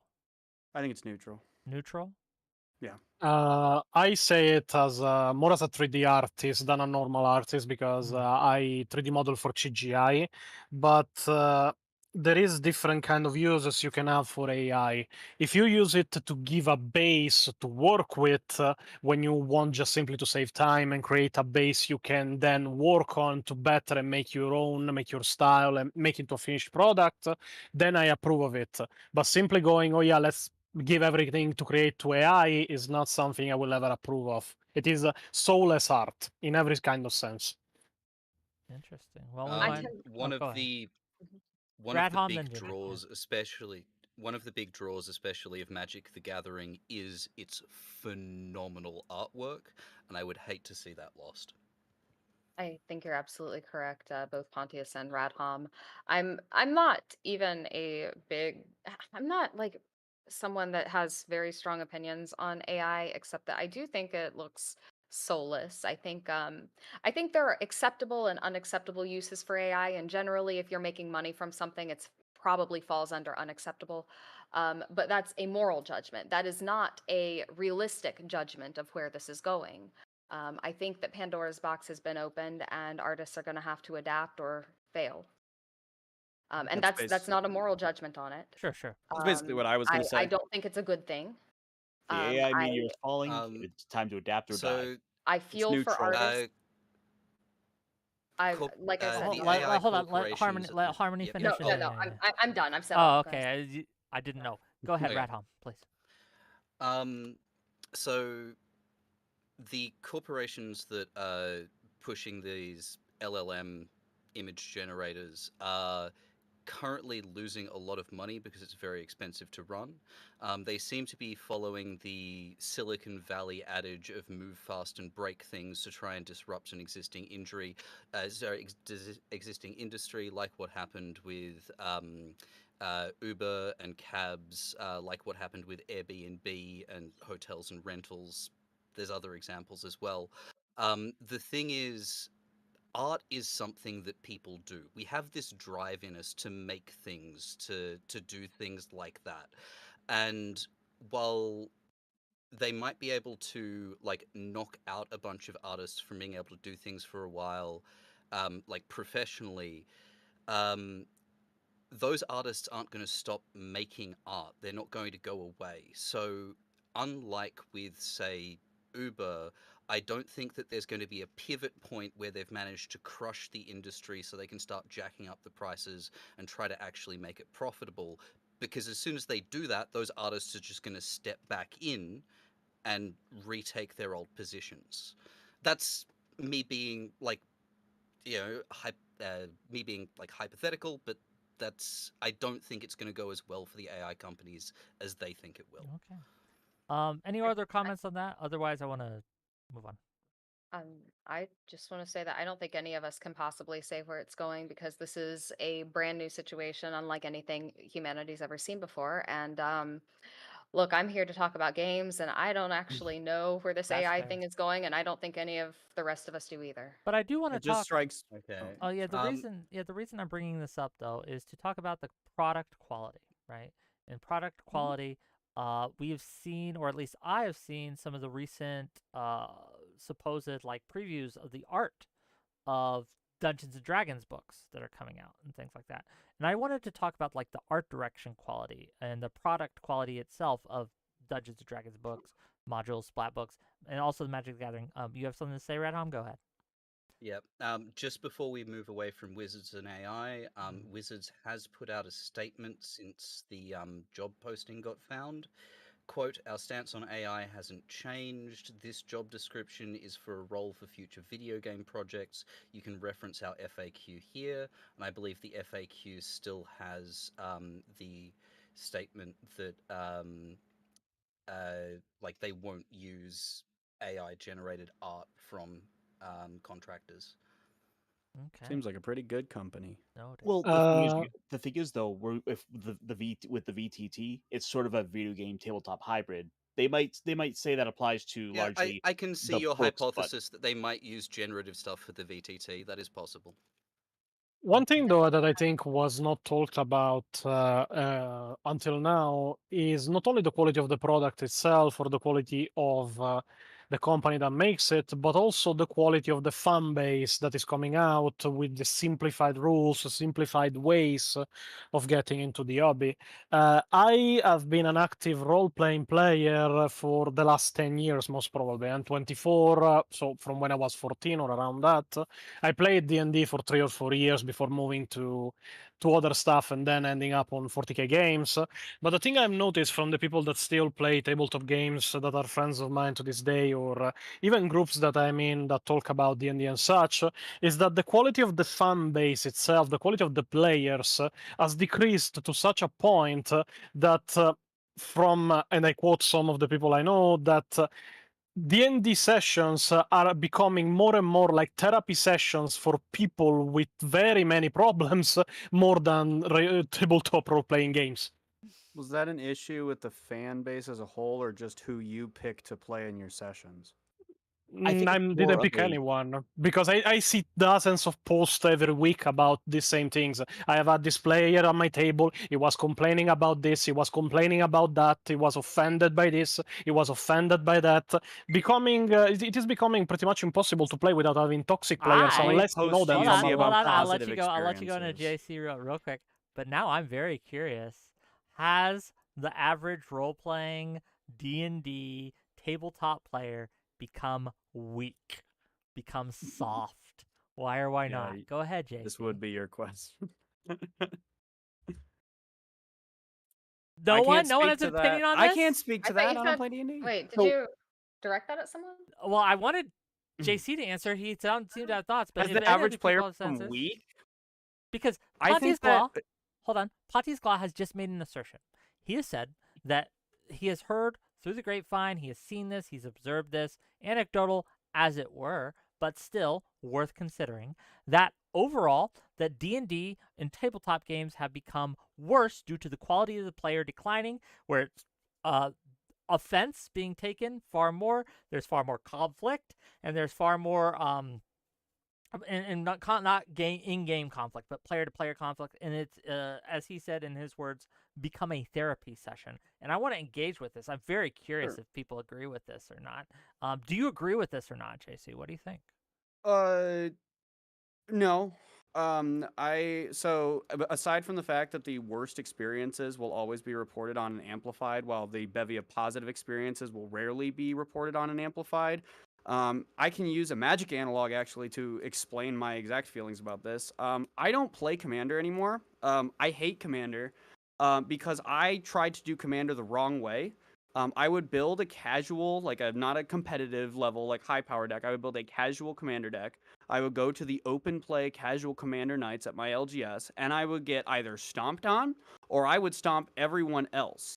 So to me, it seems like there's at least Commander has always seemed like more of the social format for Magic the Gathering. The one where you form a play group of 3 to 4 friends that you all build decks, you kind of tailor them to each other's power level, because Commander is a format where basically every card from the history of Magic is legal. So you can do broken things, or you can have a deck that can't do anything. But I think that as long as you're having a conversation with the people that you regularly play with, and you should strive to regularly play both D&D and Commander with a regular play group, as long as you're able to have those open conversations and communications about what you're all expecting from the experience, I think that these issues are basically like a non-issue, and that people just need to learn how to communicate better with the people that they play with. I Yeah, but completely what agree you with JC there. Yeah, but what you're saying applies to groups and people that play games for a long time together, people that probably know each other from a long time. In fact, I was referencing the fact that with all the changes and making it simpler and less harder to get into the hobby itself with rules, lore, or whatever you want, that people are joining that simply don't have a way of interacting with older players. Because I will say it personally from the games I write for Rogue Trader or Dark Heresy or even the most recent versions of Tabletop Wargame of 40k, if you get offended by something I say or I do in my campaign or something such, at least in 40k terms, you are out of the game. Because I don't care if you want to be offended by something that is I made think up. you're fine to say that. I think that's Yes. a perfectly fine thing to say. If you're the DM, you say, "Hey, this is my adventure.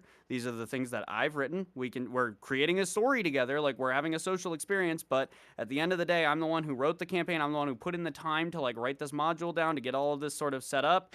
And if we can't come to a consensus on like how we're going to all get enjoyment out of this, then maybe whatever individual has the biggest issue, maybe you should just find another group to play with." I don't think that's unreasonable. I think people tiptoe way too hard around people's feelings these days, especially with their friends, and I understand it, but we need to like get back to a time where we clearly communicate like, "Hey, I don't like this." I want to expand the conversation, get some other people in here. Other thoughts on this? I know Red Hum said he pretty much agreed with JC, so I want to hear from Hunt. I want to hear from Ironcaster and Harmony. So go ahead, Hunt. Yeah, exactly what JC said. I mainly play Magic in my group of 4 or 5 friends. We've been playing together for 12 years at this point. And Magic has a thing called, or at least in Commander, called Rule Zero, where essentially you and your friends, before you start playing, decide on any extra rules. Whether that's, hey, this new rule that they put out that we don't disagree with, maybe a mulligan change or something like that, we're going to not ignore that. Or, hey, those cards are ridiculous, we're not playing with those. So realistically, that solves pretty much all that stuff that got brought up. But And the Magic problem is loves nobody has those conversations. Okay. I want to pass it to Ironcaster and Harmony. A lot's been said. Pick a point you want to tackle, and if not, I have some points I want to tackle. So go ahead. So a lot of what we're seeing is a combination of sort of a generational shift in the way people interact, which is in part caused by technology, where you have people more and more online just constantly, which has shifted the way people talk, and so you have a whole group of people who've come up just in a totally different way of the normalization of communication, where even just something is like getting together in person, the idea of going out to like place my order for my food can be something to develop anxiety over, to get ready to try to do, and and which is also in pair tied with the larger like I said, the larger shifts of thanks to largely social media has caused to be much more open, sharing yourself, put out your every thought. So the therapy session idea kind of rolls in with that. So the table time, game time, has become a extension of that. Any thoughts, Harmony? Yeah, I think Ironcaster is absolutely right about this, that a lot of this has to do with increased communication. But I think that an overlooked responsibility of a game master for any game or for anybody organizing a game night is it is your responsibility to gatekeep at your table. And how do I gatekeep? I Anybody can join my table. I don't care about your ethnicity, race, sexuality, religion, anything like that. I don't care about that. What I care about is, are you going to be a dick? And I will gatekeep the fuck out of you. I'm so sorry. I don't know what language. No, that's the best way I've heard of it. Yeah, based. And if you're going to come in and perpetually look for something to be offended about, if you're going to come in and bring your politics in with you, which I play with people who are on the right and I play with people who are on the left. And I play with a lot of people where I don't know what their opinions are. And I'm happy with that. I don't care. We're here to play a game. And if you can't respect that, then I will gatekeep you. But Keep your politics at the door. yeah, that's what I gatekeep from. And I think it is everybody's responsibility to gatekeep I think it's a game master's responsibility or a host responsibility to gatekeep, to curate a group of people who are going to get along with each other. And if you don't have a group of people that are getting along, I think you failed at that responsibility. And I think that the only way to fix it is to remove some people sometimes. Removing that, I should really invite you to one of my games of Dark Heresy. You should learn some 40k lore, and I will invite you in. Not gonna What invite I me. Ugh. Wait. you don't know enough lore. Learn more. No, I'm talking with you, Arman. Yeah, yeah. Okay, yeah. Go.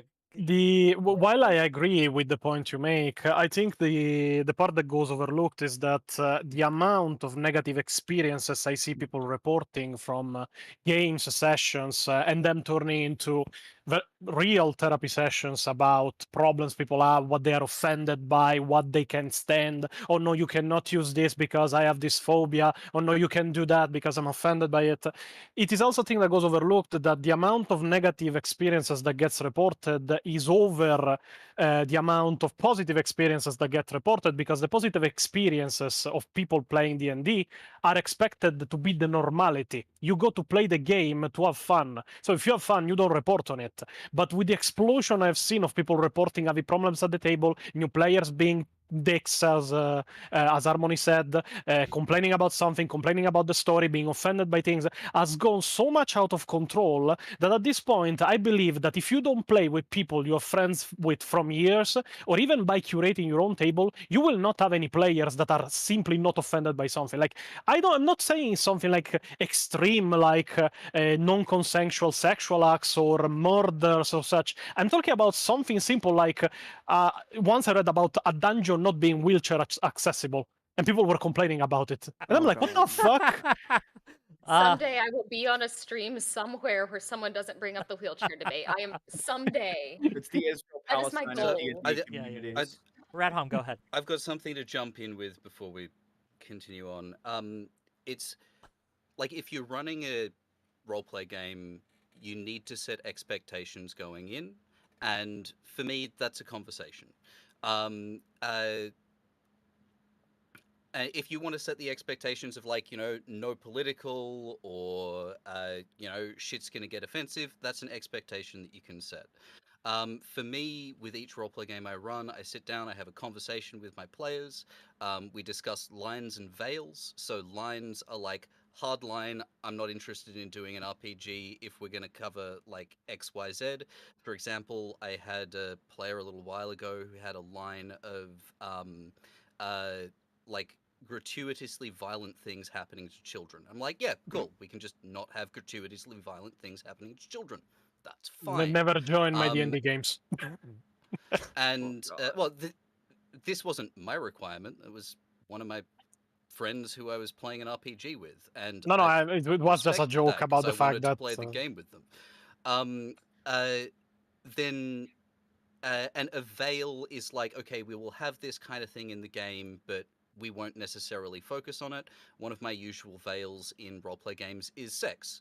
So players can go and hook up with a barmaid, but I'm not here to roleplay your sex scene. We'll just pan to curtains, fade to black. Yep, that character's off doing that. Do you mind if I And setting those ask you a expectations little bit is more about that? important. Sure. Because in the case of, for example, of say the child, violence one, which, don't get me wrong, it's not something I exactly want to do either with the games. Like I want to go play games and be an elf. Shockingly, you would think I'd be a dwarf. You would think I'd be a dwarf. I But did. Huh. Gotrek. Is that an example of racism? Let's discuss. No, it's No, beard No, let him typecasting. finish, please. I want to hear what he's gonna say. No, please So- continue. It's a joke. But go ahead. So let's say, for the sake of out of curiosity, like you want to put in a plot where there's the local farmer's child was kidnapped, and you're going to give them some sort of like ticking time clock of, oh, we think the local cultists kidnapped the kid. You have to go rescue them, otherwise they're going to be sacrificed. Would that be too far, or would that be permissible? I'm not saying we're going to describe the violence. Just say, oh, they just didn't get the kid this time. A couple of possibilities. One, switch it to a different family member who's an adult. Two, change it from a sacrifice to they will be transformed into a demonic creature kind of thing. Can I I ask? mean, but it is an expectation. It is not something that will happen if you intervene. So why change it? Like the players need to go and save him, so they save him before he gets sacrificed. So why should somebody be offended by that?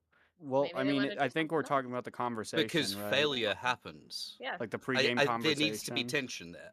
Yeah. Yeah, Yeah. this is pre-game conversation. This is like session 0 before I've actually I might have jotted down a couple of campaign notes, but I haven't written sessions at this stage. This is setting expectations with your players before you start playing. And if your expectations that you want to set is shit's going to get offensive, then that's fine.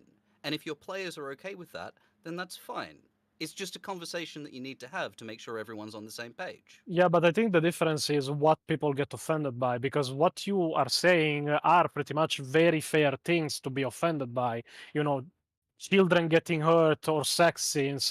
That is all fair and good.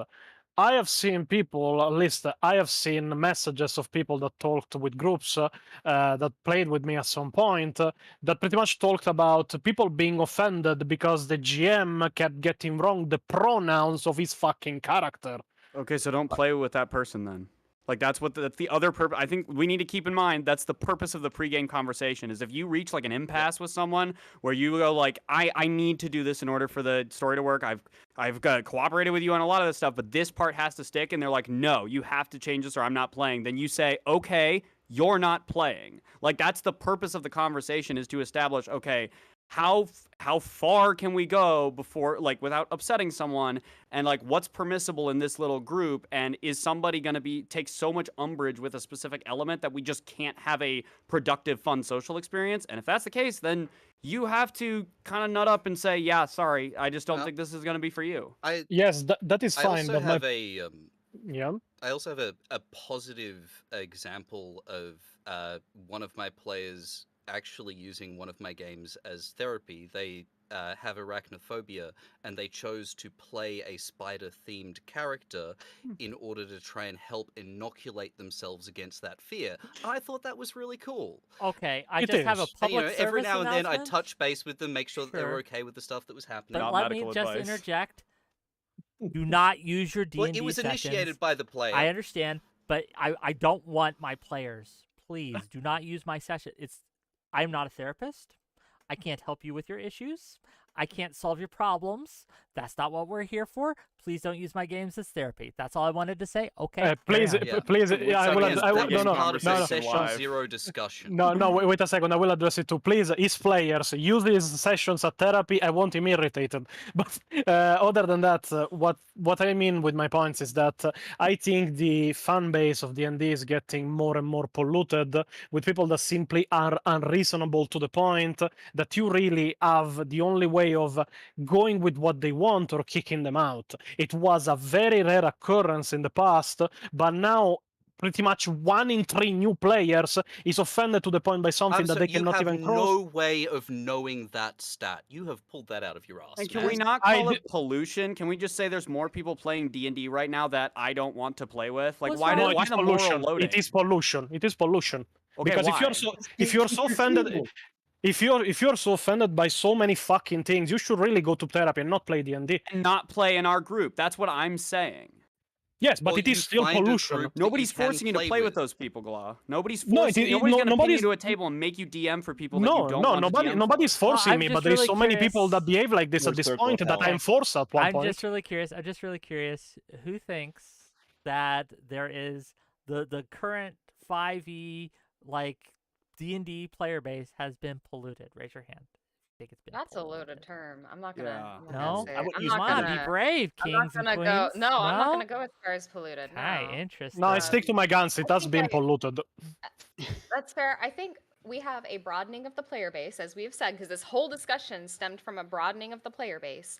And I think that some of the players, some of the new people coming into the hobby are not gamers. I think some of the new people coming into the hobby are actors, are role players, are theater kids. They are not gamers, and they want a different type of game. And I think WotC is catering to that group that was brought in by Critical Role, the group of theater kids. Polluted not by gonna go as theater far- kids. Gotcha. I'm not okay. going to go as far as to say polluted because I think that's disrespectful of Pollution.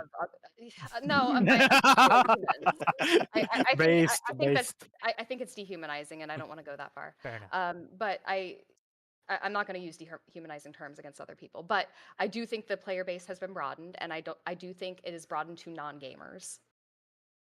A lot of what's As soon as a they lot of start playing, they become a gamer of a sort. No, true. they are still theater It's kids. a That's like transitive saying you're- property. If you that- play but games, that- you're a gamer. but No, yeah, you are Right. still a that's like theater saying your kid if you mom's don't gamer put in because the she plays effort. Candy Crush. I Okay, can't- what's the hold on, effort? hold on, hold Yeah, on, a hold on, person hold who on. I plays can't Candy hear. Crush is a Okay, computer game. I can't hear when everyone They talks play at a game I once. don't like. It's Okay. a but phone game. I want Caster to explain why what Radham, if it is wrong, why is what Radham's saying incorrect? Is that not just true that if someone plays a game that makes them de facto a gamer? Why is that wrong? Please go ahead, Ironcaster, and then I want to get Claw So and I had a Harmony whole in other here. idea in mind, but no, it has to do a lot with sort of this the idea of the already existing audience that was there, the people that have I identify as a gamer, that type of person who's they make that basically part of their identity, and then you have that meshing up against the someone who will just say, oh yeah, so people who treat gaming like a lifestyle brand. No, that's not what he's saying. People that treat I was making gaming. a joke. Oh, I'm Yeah. sorry. I didn't mean to be a humorless. By the We way, can't go great from the deadpan heat to the humor great so d- quickly. I'm deadpan getting delivery. whiplash. Yeah. Go on. A lot of what a lot of the bigger problem is, to the previous point though about the pollution, is it is that always online mentality where you're always plugged into into sort of these larger the wider world. So you have all these ideas and no these ideas and no I guess nomenclature that are just basically becoming charged in certain ways. So the idea of certain terms are politically charged, so we have to avoid saying this or that, and that's that's in turn brought back into the game. So you have people always needing you have this habit of a younger generation of people who through a combination of attention span, which we know is getting shorter thanks to the internet. Thanks, TikTok. It is the fault of Exactly. TikTok. Any responses to this? Go ahead. Yeah, I just circle back around to what I've been repeating like nonstop this entire time, which is just don't play with those people and find people you do enjoy playing with. Yeah, but with how much the fan base is getting larger and larger and people getting weaker and weaker and more offended, it will become harder and harder to find people that you can actually relate with and play with without them having problems with everything you think, say, or do. That is the point. People are That's just offended a by everything. skill issue with building a friend circle. Yeah, Well, I don't maybe even not know that even- I would yeah, say there is- something there are a like lot of social- that. I don't know that I There would is an say it's a increasing rise skill of- issue. No, it is not really a skill issue. Rise of social issues. There are stories coming out of people talking about the lack of friendship. This is a problem that happens. There's a lot of social problems that are kind of in the tabletop space. For example, there's a widely reported little story about how there's frankly not enough DMs for the Dungeons and Dragons 5th edition, but you go look at other games, you find that that's not the same kind of problem. I think it's Like what kind of like- games? I mean, just for example, a lot of the OSR style games, you wind up with with more game masters, more dungeon masters than players, where everyone has So, their own rule set. In other words, there's no one who wants to play OSR. There's a lot of people who So- want to run it, but no one wants to play it. Is that what you're And saying? there's few people that So, want to Finding DM someone to rather than GM, play. finding someone to GM is an ongoing problem, and there's jokes about people being stuck as the forever GM. With if what is that Iron there? Yeah, if what Yeah. Ironcaster was saying is correct, then my explanation for that would be like, so GMs tend to be a bit more experienced. They tend to be people who've been at this for a little bit longer, and like tend to be people who get like much more into the systems and reading the rule books. So those people are gonna, end up taking a look at other games and other systems, find things they really like and really want to play. But because D&D is so like big and popular in the pop culture, there's a lot of people who want to play D&D. There's even people who think of or refer to as, other RPGs as D&D, as Pontius Glor did earlier in the conversation when he, Your your grandmother doesn't know but what Call of Cthulhu is, but she knows what Dungeons and Dragons is. I want yeah. So you're just gonna end up with like lots of GMs who want to run other games and are like looking for players to play in those games. There's even a Facebook group, I'm begging you to play another RPG, which is largely comprised of frustrated GMs who are like, I can only find people who want to play D&D. Jesus Christ. Yeah. I think you're probably right about that, Radham. I It's don't know. Radfed, Red yeah. Bull. I'm sorry. I apologize. Okay, I think you're probably right about that because I think there are a lot of players who want to play D&D, but they don't care if it's D&D 5e. They don't care if it's D&D AD&D. They probably don't know the difference. They don't care if it's Call of Cthulhu D&D or Traveler D&D. They just want to play D&D and it's all D&D to them. So I think there's probably a lot of that going on. But It has been glamorized. It has been glamorized sure. to the people. Yeah, It's yeah. the Q-tip of But role-playing I do games. want to go back to a point you made about who is and who isn't a gamer. I think that's a lot to do with semantics. And when I say not a gamer, I think people know what I mean. I don't mean people who don't play. I mean people who don't play games, but then show up to their groups. Show up to a D&D group, like, yeah, we're gonna play a D&D game, and then they want to play. They want to play act. They want to improv. They want to. Yeah. So Are you're they kinda playing the calling game back of to the D&D? Mercer effect. They don't Are they care about participating in the session though? Yeah, Then they're a gamer. sure. So if you don't think that the word gamer should have any meaning and you want to extend it to anyone who's ever played a game before, then yes. Yeah, However, I think that's what it that means. all right, so they are somebody who has played a game before. I think that there is some. Do you think that there is some distinction between somebody who gets into the mechanics and really enjoys games for games and somebody who shows up to their friend's house to make their first D&D character and, oh shit, I have a thunderstorm going on, so if I get disconnected, I'm sorry. But someone who shows up to their friend's house to make their first D&D character and doesn't really want to play the game as much as engage in role play. You don't think there's a Yeah. difference between those people? No, I But- think there's so- certainly a distinction, but I and that's also what I'm think that talking I about. also think you can't get to the more dedicated gamer, the more dedicated fan without at least everyone going through that first phase.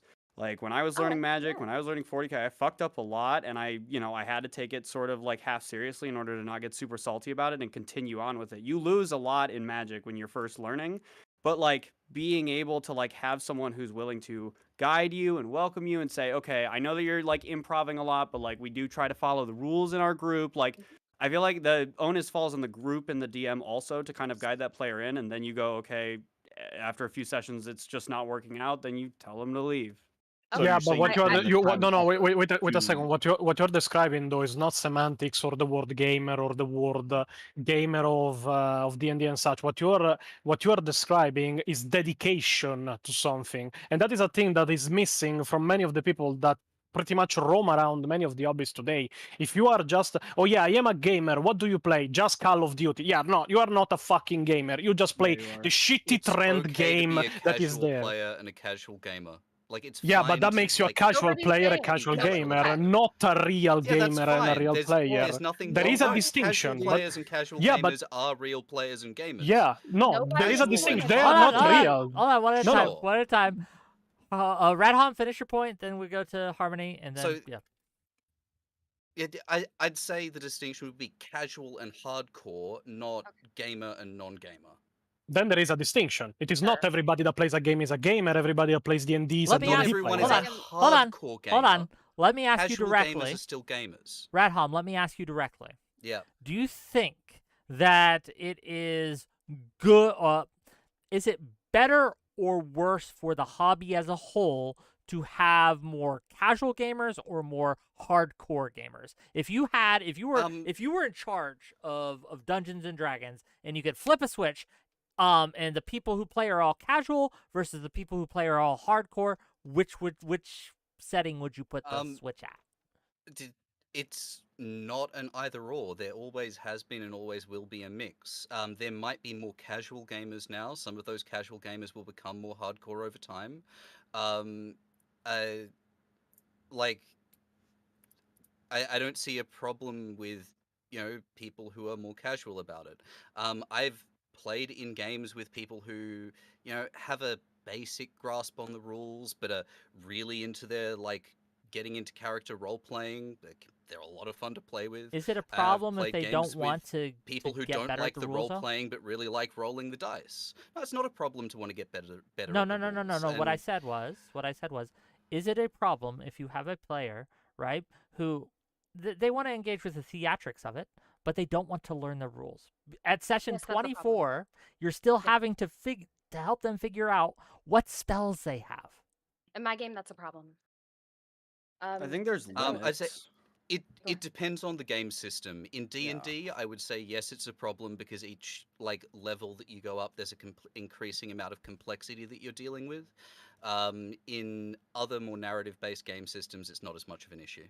So, what I was saying, and I was saying we're kind of fighting about the semantics here. I guess if you want me to concede the language to you, I'm talking about casual versus hardcore then, or gamer versus non-gamer. I don't. There is nothing wrong with being a casual gamer. I'm not saying that. I have never said that. However, I think that WotC, to bring it back to the to the subject of the debate, I think that WotC should be catering towards people that care about the game, that care about getting together with their friends or wearing a D&D brand, or who don't actually care about the game part of the game. I think WotC should be catering towards people who like the game for the game. That I is what I'm talking about. I think that it's Mhm. important to keep in mind we all started as casual gamers. Everyone I started pretty casually, and Nope, I was born also from the womb, rolling okay, dice well, and and moving my so figures. let me Okay. reiterate. I think there is a difference I'm between a new not. player and a casual gamer, and I don't think there's anything Oh, wrong with being okay, a casual gamer. I okay. think there's nothing wrong with being new. There's nothing wrong with being casual. Um, that is not what I said, but I do think I that didn't say WotC. that's what you said, I, but I thank you for the clarification. you know what, JC, I apologize. I got a little too harsh there. Um, Don't say Um, sorry that to these yeah, fools. don't What say are sorry you to I me. doing? know. No, I'm kidding. But see, I like JC. He's had very reasonable takes this whole time. Well, thank you. You're welcome. So I'll get out my unreasonable ones for the rest of it. No, Okay, I'm kidding. yeah. So I think it's important to keep in mind that pretty much everybody approaches everything from a fresh perspective, whether you're a casual or a new player. Is that a more fair way to say it? Yeah. And that I think that it is really, really. I don't think the expectation should be. We can't all be as blessed as Wick. We can't all be born to True. roll dice. But hold on, Um, here's the thing, JC, and this is where I'll take issue with your take here. It's fine to be new. There's nothing wrong with being new. You don't know the rules yet. You don't know the style yet. You don't know how it works yet. That's fine. The problem comes when you refuse to improve. And I think that the hobby itself, the rules, the systems should be designed to take new players, newbies, if you will, and turn them into hardcore players, if we're going to use this weird terminology here, and that's fine, right? That should be designed by default to gatekeep those who want to just stay new players forever out.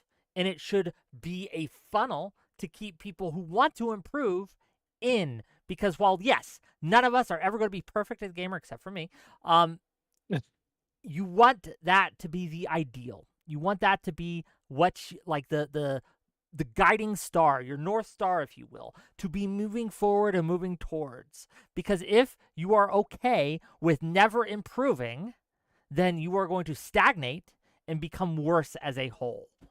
That is my point. I think that if your playgroup has less of a focus on strictly following the rules and more of a focus on narrative building and house ruling things when appropriate, then it's not an issue. If you I've seen you talk about your D&D group, and I would say for you, it's definitely a standard that you establish that you need to know how to play the game. You need to learn your No, stuff. you need I'm to not be going to willing walk to you know through how to it. play the game. You need to be Sure, willing sure, to sure. put in Well, the time. sure, yes. sure. But I think that if there's a DM or GM, I'm whichever. If the leader of the group is like, there is a rule book. We're gonna sort of loosely follow it, but like for the most part, I'm just here to hang out with you guys. We're creating a They're not story playing together. D&D then. I agree. They're I I mean, playing if you have the homebrew, I- not book in playing front of you, If they're pretend. using the base scaffold of the rules, they are. yeah, they are. No, Just it's because not. they're not following everything rigidly to the If- book doesn't mean they're not playing. They're not playing your That's not version what of you said. D&D, but they're not playing D&D, or they're playing D&D. Well, Again, then they're if not. I'm playing a version with lighter rule of Dark Heresy, does that mean I'm playing D&D in 40k? I guess how many rules are we able to house rule in or out from D&D until it stops being D&D? Shipathesius. I mean, that's D&D true. version. Sisyphus's Let's roleplay go. game. Sorry, not Makes sense, but- Sisyphus. Fuck, I mixed up my Yeah, mythos. Theseus is ship. Theseus. But like at a certain point, if you and Theseus, your yes. friends are getting around and you're pretending to be elves and dwarves and halflings and you're not really using the rules, you're not playing D&D. And it's okay to not play D&D. It's okay to like get around and play improv. That's fine. But I think I this is know- a problem that goes back to simplification of the system and the simplification even of the same universe D&D and even Magic in this case takes place in. The easier you make it to come in, the better it could be for the player base, but it depends also from the dedication you get from the player base. To put it simply in words I think I can understand better to give a better example, is that one time when I made my video on the retcon of the female custodians in 40k, and there was a guy in the comments going, oh yeah, but a custodian fucked a Tau woman, so they can have females, it's not that big of a retcon. So a person that was never into 40k, a person that didn't know shit about the lore, came to me, probably one of the biggest people fixated on the fucking lore in the world, and quoted to me an episode of If the Emperor a text-to-speech device as official lore, That just is because, official lore. yeah, Well, just can we to try just to to make stay his on fucking topic, point. please? So what I'm trying to say is, I'll you stay on need. topic. Law, you don't have to play with that person, okay? Hold on. No, I I will want not to. make you Hold play on. with Hold that on. person. Hold on. I want to hear where No. Pontius is going with this. Land your plane, please. What I'm trying to say is that you don't need to simplify your system or your universe too much to make it appeal to a broader audience, because at that point you just start attracting people that use it more as a trend and come in this case, as it was mentioned, theater kids that don't really want to improve or learn D&D, don't want to learn how to play the game they are interested in, but are more there for the role play. There is nothing wrong with it, but then you are not a D&D player. You are not there to improve. And if you keep simplifying the game, you not only piss off the core audience in this case, because many of the core fans of D&D are pissed off with how simplified 5th edition is. You can like it, but people are pissed off about it. All the while, the people that are coming in don't even have the decency for the older player to learn it, because they simply use it as a trend. There is a level of which, if you simplify it, you remove in this case the side of gatekeeping of what you are trying to make. You should always keep in mind when you make something that you are aiming at your core audience, in this case the hardcore gamers, not really for the story but for the rules. If you keep simplifying it to the point we are now, where it is so simple the people are going back to 3.5, people get pissed off, and the people that come in don't even want to learn it because it has been glamorized as a more a style of life game than really a game. An aesthetic. You play it because you want to tell people you play D&D. Yeah, pretty much that. I have And never what if you join encountered because of anyone like that. and you enjoy it? There's a like difference. I with- feel Hold like on. we're constructing Hold on. straw men here. I want to let Red Hom go, but I'm looking at the time, and I want to get some call-ins. So I'm going to let Red Hom respond, and then we're going to have closing statements. Then I want to get to a little bit of call-ins for like 10, 20 minutes. Is that okay with everyone? Is that cool? Sure thing. I don't know if my internet's going to hold If out. it doesn't, it doesn't, right? But Okay. we'll take the Alright. ones we can, okay? Well, Alright. But put in Red word Hom, with finish my your point, dad. then we're going to close it out. yeah, look, I feel like there's a straw man there. Also, all of the theater kids that I've known, myself included, who've gotten into roleplay games, have put in the effort to fucking learn the rules of the game that we're playing. So it's not like, someone who enjoys role-playing as their prime motivator is necessarily not going to learn the rules. As It was we're not my about to point, wrap but up, there's okay. one more thing that I want to throw in here, which is that D&D is actually in my honest opinion, a mid game for first time role players. There are other games that have systems that are easier to wrap your head around, where you don't have like multiple entire fucking tomes that you're like, okay, how does all of this shit work? Why do I need all of these stat blocks? Blah blah bullshit. Um, it is okay for the game to be accessible. It is okay for players to be casual. It is okay for players to be hardcore, and there's not some neat fucking clear delineation between the two. Yes, fair, I agree. But also, the company should always aim to make the rules and changes for the hardcore players, because they are the ones they are aimed at, not the casual players. Okay. No, and, they should make the rules and changes for the player base as a whole. and with that, gang, we have had a robust discussion. It has been very fun. I have enjoyed it at least, which is the only thing that matters. And thank you, one and all, for your contributions. Thank you to my donos. They've been very generous today. Give me more. I could use more money. If you like the stream, if you like this kind of content, hit that like and subscribe button. We're going to do more of these kind of nerd debates. I like them. I want to branch up. We've had a great week. We did our politics show yesterday. That was amazingly successful, right? We debated the Trump trial with Pisco, Rob Noor, Lactoid. Monday, we had our gender war panel with Xerxes, Cham. Excellent show. Really enjoyed it. Tomorrow at 6 p.m. Eastern, I'm going to be hosting a call-in show with Danielle. Daniela, let's get the name right. One moment, please. Daniela Pensac. She's a political operative on the right, interestingly enough. So it'll be fun to talk to her. So it'll be a call-in show, so you can call in. But what we're going to do now is we're going to have closing statements. All these wonderful individuals will be able to tell you what their final thoughts on the subject are, as well as where you can find them. And I've listed in the YouTube description, I've listed a link to all their info. So you, it's under the guest section. You click on their link, and please give them a follow, give them a subscribe. They've sacrificed their time to come yell at each other on my show, and I appreciate that. And I want to make sure to get them back. So go to that. Make sure you give them a follow and give them some love there. And after that, briefly, we're going to go to call-in. So if you want to call in, join the Discord. I'll provide the link in chat while they're doing their thing. You click the link, you accept the rules, I'll pull you in. You jump backstage, and I'll pull you into the main show briefly. We're going to start in the reverse order we started, and I forget the order. But we're going to start with Harmony. We're going to end with Glaw. Oh, Harmony, go. okay. Which is correct, because I was the first. So There you go. Cool. I don't know about me, but I think in closing that it is very important for a company like WotC to be aiming their new releases at their core audience. I think my main point here was the drop in quality that we've had in the past. It's been a long time, but we're gonna say the past 3 or 4 years have been fairly pronounced. But I think that that's my main point here, and yeah, my socials are down below, so I don't need to show myself anymore. But yeah, that's my closing statement. Okay. Really appreciate you being here. Give her a follow, Thank you. gang. She's blowing up. She's got some great videos. Check her out. Ironcaster, what do you got? The larger issue is I think it's a kind of bit of a twofold issue of an oncoming player base of recent fresher players from a that are kind of butting up against sort of the older players, where it's one thing to not necessarily know how the rules are played, but over time it should be an expectation that they should try to acclimate themselves to the rule set.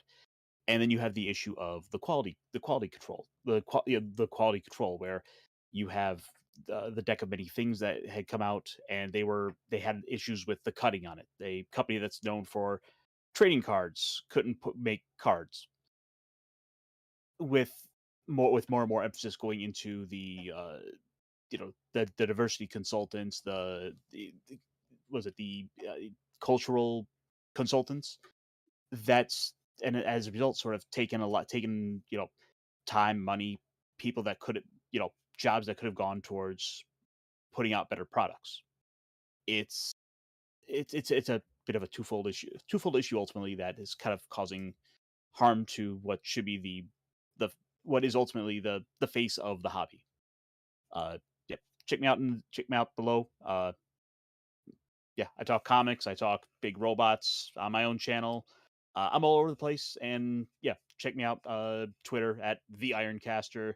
My YouTube is just the Ironcaster, and yeah, check me out. No, do it, gang. I put his links below. Give him some love. Give him some follow. Thank you so much for being on my show. Hope it didn't scare you off. Next up, Radhom. Give us what you got. Well, Wizards of the Coast is a company like any other. They've made missteps. They've done good things on the whole. I think that they've been reasonably good stewards of D&D and Magic the Gathering. And when they do fuck up, as I said in my intro, people turn to other, in my opinion, better RPGs. So when they go well, more people come into the hobby. When they go badly, people leave D&D but stay in the hobby and play more interesting games. These are both good things. Where can people find you? Oh, Real Radhom, RealRadhom, basically everywhere. Okay, check him out, gang. Thank you for being here. Really appreciate you. And gang, he's got perhaps the best mustache I've ever seen, okay? So give him a follow just for that. Yeah, thanks for being here. Next up, the Big JC. Give us what you got.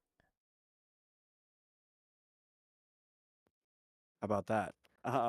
Yeah, so there was a lot less Magic chat than I was maybe expecting. Did focus a lot more on D&D. Yeah, sorry, Hunt. I think we're out of luck on that one. But with regards to the D&D stuff, I think that there was a lot of time spent on this panel, an undue amount of time obsessing over what is and isn't a D&D player, what is and isn't a gamer, like all of these times like being super purist. And I think generally speaking, D&D is a social experience.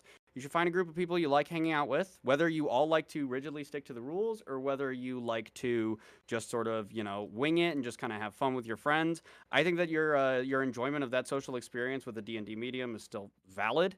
I think that everybody should put more focus on finding groups that they can play with in ways that they enjoy and have the conversations that need to be had in order to make sure that those groups are ones that you want to be in.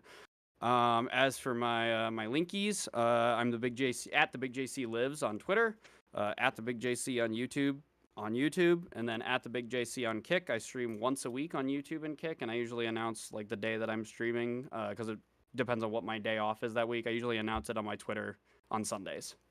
Thank you for being here. I really appreciate you and always a pleasure. Thank you. Give him a follow, gang. He's been great. Next up, Hunt, please. Yeah. So like JC said, wasn't able to add too much about D&D, but with Magic. But yeah, no, I think Wizards has been a great steward of Magic for sure. The product's never been in a more explosive place that's had this insane amount of growth and everything, especially when it almost died going through COVID. And it sounds like all these D&D complaints are just complaints of a hobby growing and of just any hobby growing, not Wizards specifically. And also with DMs, you kind of have the ability to kind of, make people go away if you want them to. So I don't know, it kind of sounds like a gatekeeping issue. Which is based. Okay. Gatekeeping is based. Thank you. Yeah, so just tell them go away from my table. Don't bitch about it for an hour. Thank you for being here, Hunt. I really appreciate you. Yeah, thank you. I appreciate you. Last but certainly not least, Pontius Claw. What do you got? I think that the mentality that bigger is better, more people is better, unless you are, technically speaking, only in a hobby that can be beneficial with more people, like in this case Magic or even Yu-Gi-Oh! Or Pokemon cards and such, is a very consumerist kind of mentality to have. Bigger doesn't equal better, newer doesn't equal better, simpler or even more complicated doesn't equal better. It depends from case to case. I think the main complaint I have with the direction WotC is going, not really with Magic because I'm not a Magic player, even if I do have complaints about their cards, mostly with D&D, is that they are making things so simple that people think they can simply jump in the game, start role-playing, and everything falls behind that. There is no mechanics, there is no game behind that. It is pretty much being glamorized as a style of life, as a skin you can wear. And I think that is disrespectful from the company, not really from the players, for the players that have spent a lot of time learning and using your systems for their games. Now, you can do homebrew, obviously, you don't have to stick with their systems forever. And as Radom said, there are better versions, like the ones I play, like 40k Dark Heresy, that are better than D&D in general. But I think that if you come into an hobby in general being lore related, story related, or rules related, or even game related, you need to put in the effort to be able to call yourself part of that hobby, a gamer or a D&D player. You cannot just simply jump in, oh yeah, I like D&D, and you are a D&D player, or in this case, an hardcore D&D player, if we want to be pedantic. But in general, D&D player, even being casual, is better than using it just as a skin you can wear. Other than that, you can find me on Facebook on Warhammer 40k Heresy Posting, my own group, and on YouTube at the Pontius 69. That is the tag of the channel, but just the channel The Pontius, where I discuss 40k lore and try to shed light on mysteries of 40k lore that nobody else has even touched, like the missing Primarchs, or in my most recent video, even the Caco Dominus. So. Check him out, gang. I really appreciate you being here, and thank you once again. Gang, once again, please, if you like this content, give me your money. You could spend your money on your family, on your friends. No, don't do that. They are weak. They will fail you. WotC is forever. WotC will be there 3 to 5 times a week to give you content. Gang, if you want to call in, we have some callers right now, but if you want to call in, hit that Discord link. Jump in, accept the rules, jump backstage. I'll pull you in. We'll get to as many as we can before I get bored. So here we go. Let's bring in the first guest, see what they have to say. You are live in Pursuit of Knowledge. What do you got? Hello. How's it going? Can you You're hear me? here. What do you got? Yep. Yeah, I wanted to give a general observation and 2 questions. General observation really seems that it's about gatekeeping and about, I can see the political affiliations of every panelist here. It's really interesting to see from the super conservative Italiano, who's trying to gatekeep Not really everything. conservative. Okay, you can interrupt if you want, but this is No. it's very obvious. And all the way to the super left where you have Mustache Man who wants to keep everything open. You have muted yourself. You muted yourself. Oops. Beautiful. Okay. Thank you for the Wheezy Pillar. Thank you for the $10. Money for WotC. Great job, Danny and JC. I agree. Okay. Keep an eye on the left There downside. you go. I think he's back. Okay. Tactical self. Finish your thought, and then we'll let people respond.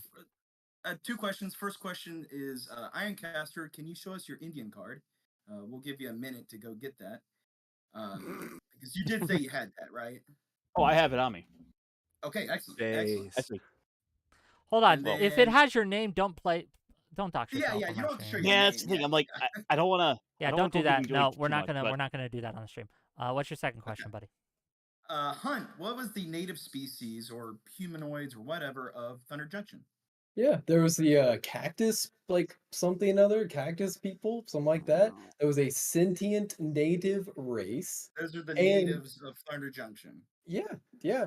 And there was also the like Billy the Kid Planeswalker stand-in that wasn't completely native, but they made her come there early or something like that to make her a tokenized native for the story.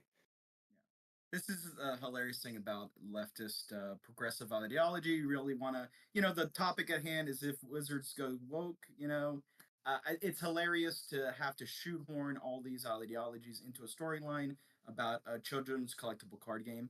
I do appreciate the communists really trying to do that because My point was that they didn't go in on that. It's interesting to just show yourselves like this. My point was that they didn't go in on that theme, and they just left it there kind of unspoken, kind of almost mocking it. Yeah, probably because natives are tired of having their history being used as a tool of oppression. What about the future? Why can't we talk about natives in today's world? Why can't we just talk about what they've done before and not just talk about the the atrocities of the Trail of Tears? they're more than just their tragedy. It's gross. It's gross. I do all agree the- with that. Actually, I do agree. Which is why I said they're only brought up and only made relevant with the greater, with the greater, the conversation around Columbus Day and Thanksgiving. Right. Yeah. Exactly. Exactly. Thank I agree with you. that. Thank you, In Pursuit of Knowledge, for saving the indigenous race. I really appreciate you. Hey, that's what I try to do. Thank you. I'm They sure are that they'll actually send you thank cactus you folk. cards. Does anyone have a response to anything he said? Otherwise, we're just gonna kick him out. Nope. I guess one Um, clarification. So I want to make sure I brought up that point to say they aren't being woke because they did display those things, but they didn't actually talk on it or hit on Okay. it or anything like that. So Okay. sure that's clear. Um, Okay. Good. were Yeah. you raising your hand because you had something to say, Harmony, or was that a hand waving him away? I was saying Bye. bye. Okay. Bye. That's all. That's all. Bye-bye. Gang, we're again open on callers. If you want to call in, now's your chance. Do you want to talk to any of these lovely people? Come on, you Where's guys are Elder all Drazi to you yell g- at me? like you all were willing to give me money. And then you don't have to give me money to come on. You can do it for free. And you're throwing hundreds of dollars at me to speak your piece. And now you have the chance to say your piece live on air in 4K. Well, I don't think we're 4K here, but right? Like you Free? Wick? That's socialism. How dare you? I know it's Can I- crazy. Kind of Radham, that looks really good, by the way. Thank you. It's just What a is little that? speed paint. I found Yeah, I it's like a little the kind of Egyptian wizard miniature. Seemed thematically appropriate. Neat. yeah, I like Okay. it. It looks like it needs a little. Um, It looks like it needs just a little dash of purple for Ooh. an accent for an I was accenting wondering color. what to do as my splash color. I think purple's a good idea. Thank you. It's a good Hey, cop. we Speaking love of that. purple, this is the guy that I was painting last time we had a discussion. Got a little bit more paint done on him. Looks Nice. Almost finished. Oh wait, what house was the purple? I don't remember. That's the female house glow. No, I doubt it. I'm not certain. I'm not certain which shield host it is. I just like purple, and purple, gold, and blue go well together. Oh yeah. No, I don't think it is a shield, though, so I would have recognized it most probably. But yeah, Okay. it looks good. Well, you know what, gang? Thank I you. guess no one wants to talk to you. Thank you for the money. Thank you for the time. Thanks for hosting us, Wick. And I am sure for I sure. will be contacting all of you at some point in the future. Thank you again. We're gonna raid out. Who's streaming right now? Are you gonna keep streaming, I am. Raham? Okay. Yeah. I mean, it's like 10 a.m. here. I've got a couple hours in me. Okay. We It's will 2 a.m. on me. we will do him on Twitch, and let's see who's going on YouTube. I've been trying to do more where I raid out on YouTube as well. I keep forgetting that. I didn't know you could. You I'm looking can. on it. It's not Yeah, not a very easy process. Someone had to walk me through it. You have to go to You the got- they gotta edit, make sure and you have they to have go it to the enabled. redirect. So who? Why would do YouTube we make have? it easy? Look, I don't know, man. Give it a second. It's got to have as many complicated steps as possible. Okay. Click the it's- bell. We to have. make sure, we can go to make sure you get all Stardust. We can go to notifications. Prime Kai. We can go to Kamal has like a ton. Elder Drazi. Oh, you know get what? Elder Drazi. Let's go. Well, Yeah, Elder the only- Drowsy's a good guy. well, those are Yeah, all it's upcoming. He was supposed to come yell at me. Yeah, I don't know when upcoming. That's a problem, right? And I don't want to send you something that's going to happen tomorrow. Prime Kai is actually live right now, so we'll go to him. Ooh, get Prime Kai. Yeah. Okay, and with that, wave bye-bye, kings and queens. Thanks. Bye. Bye. Don't stop. We're not rated out yet. We got 8 seconds. You can do it. I Uh, know 8 seconds is a long It's time. time, but you can do it. We have 2 more The seconds. problem one of more having a second. cam. Let's go. Jazz hands. He's been lying. We've been off for like the You need last to get 30 yourself minutes. a VTuber. Okay, ready we're to done. We're done.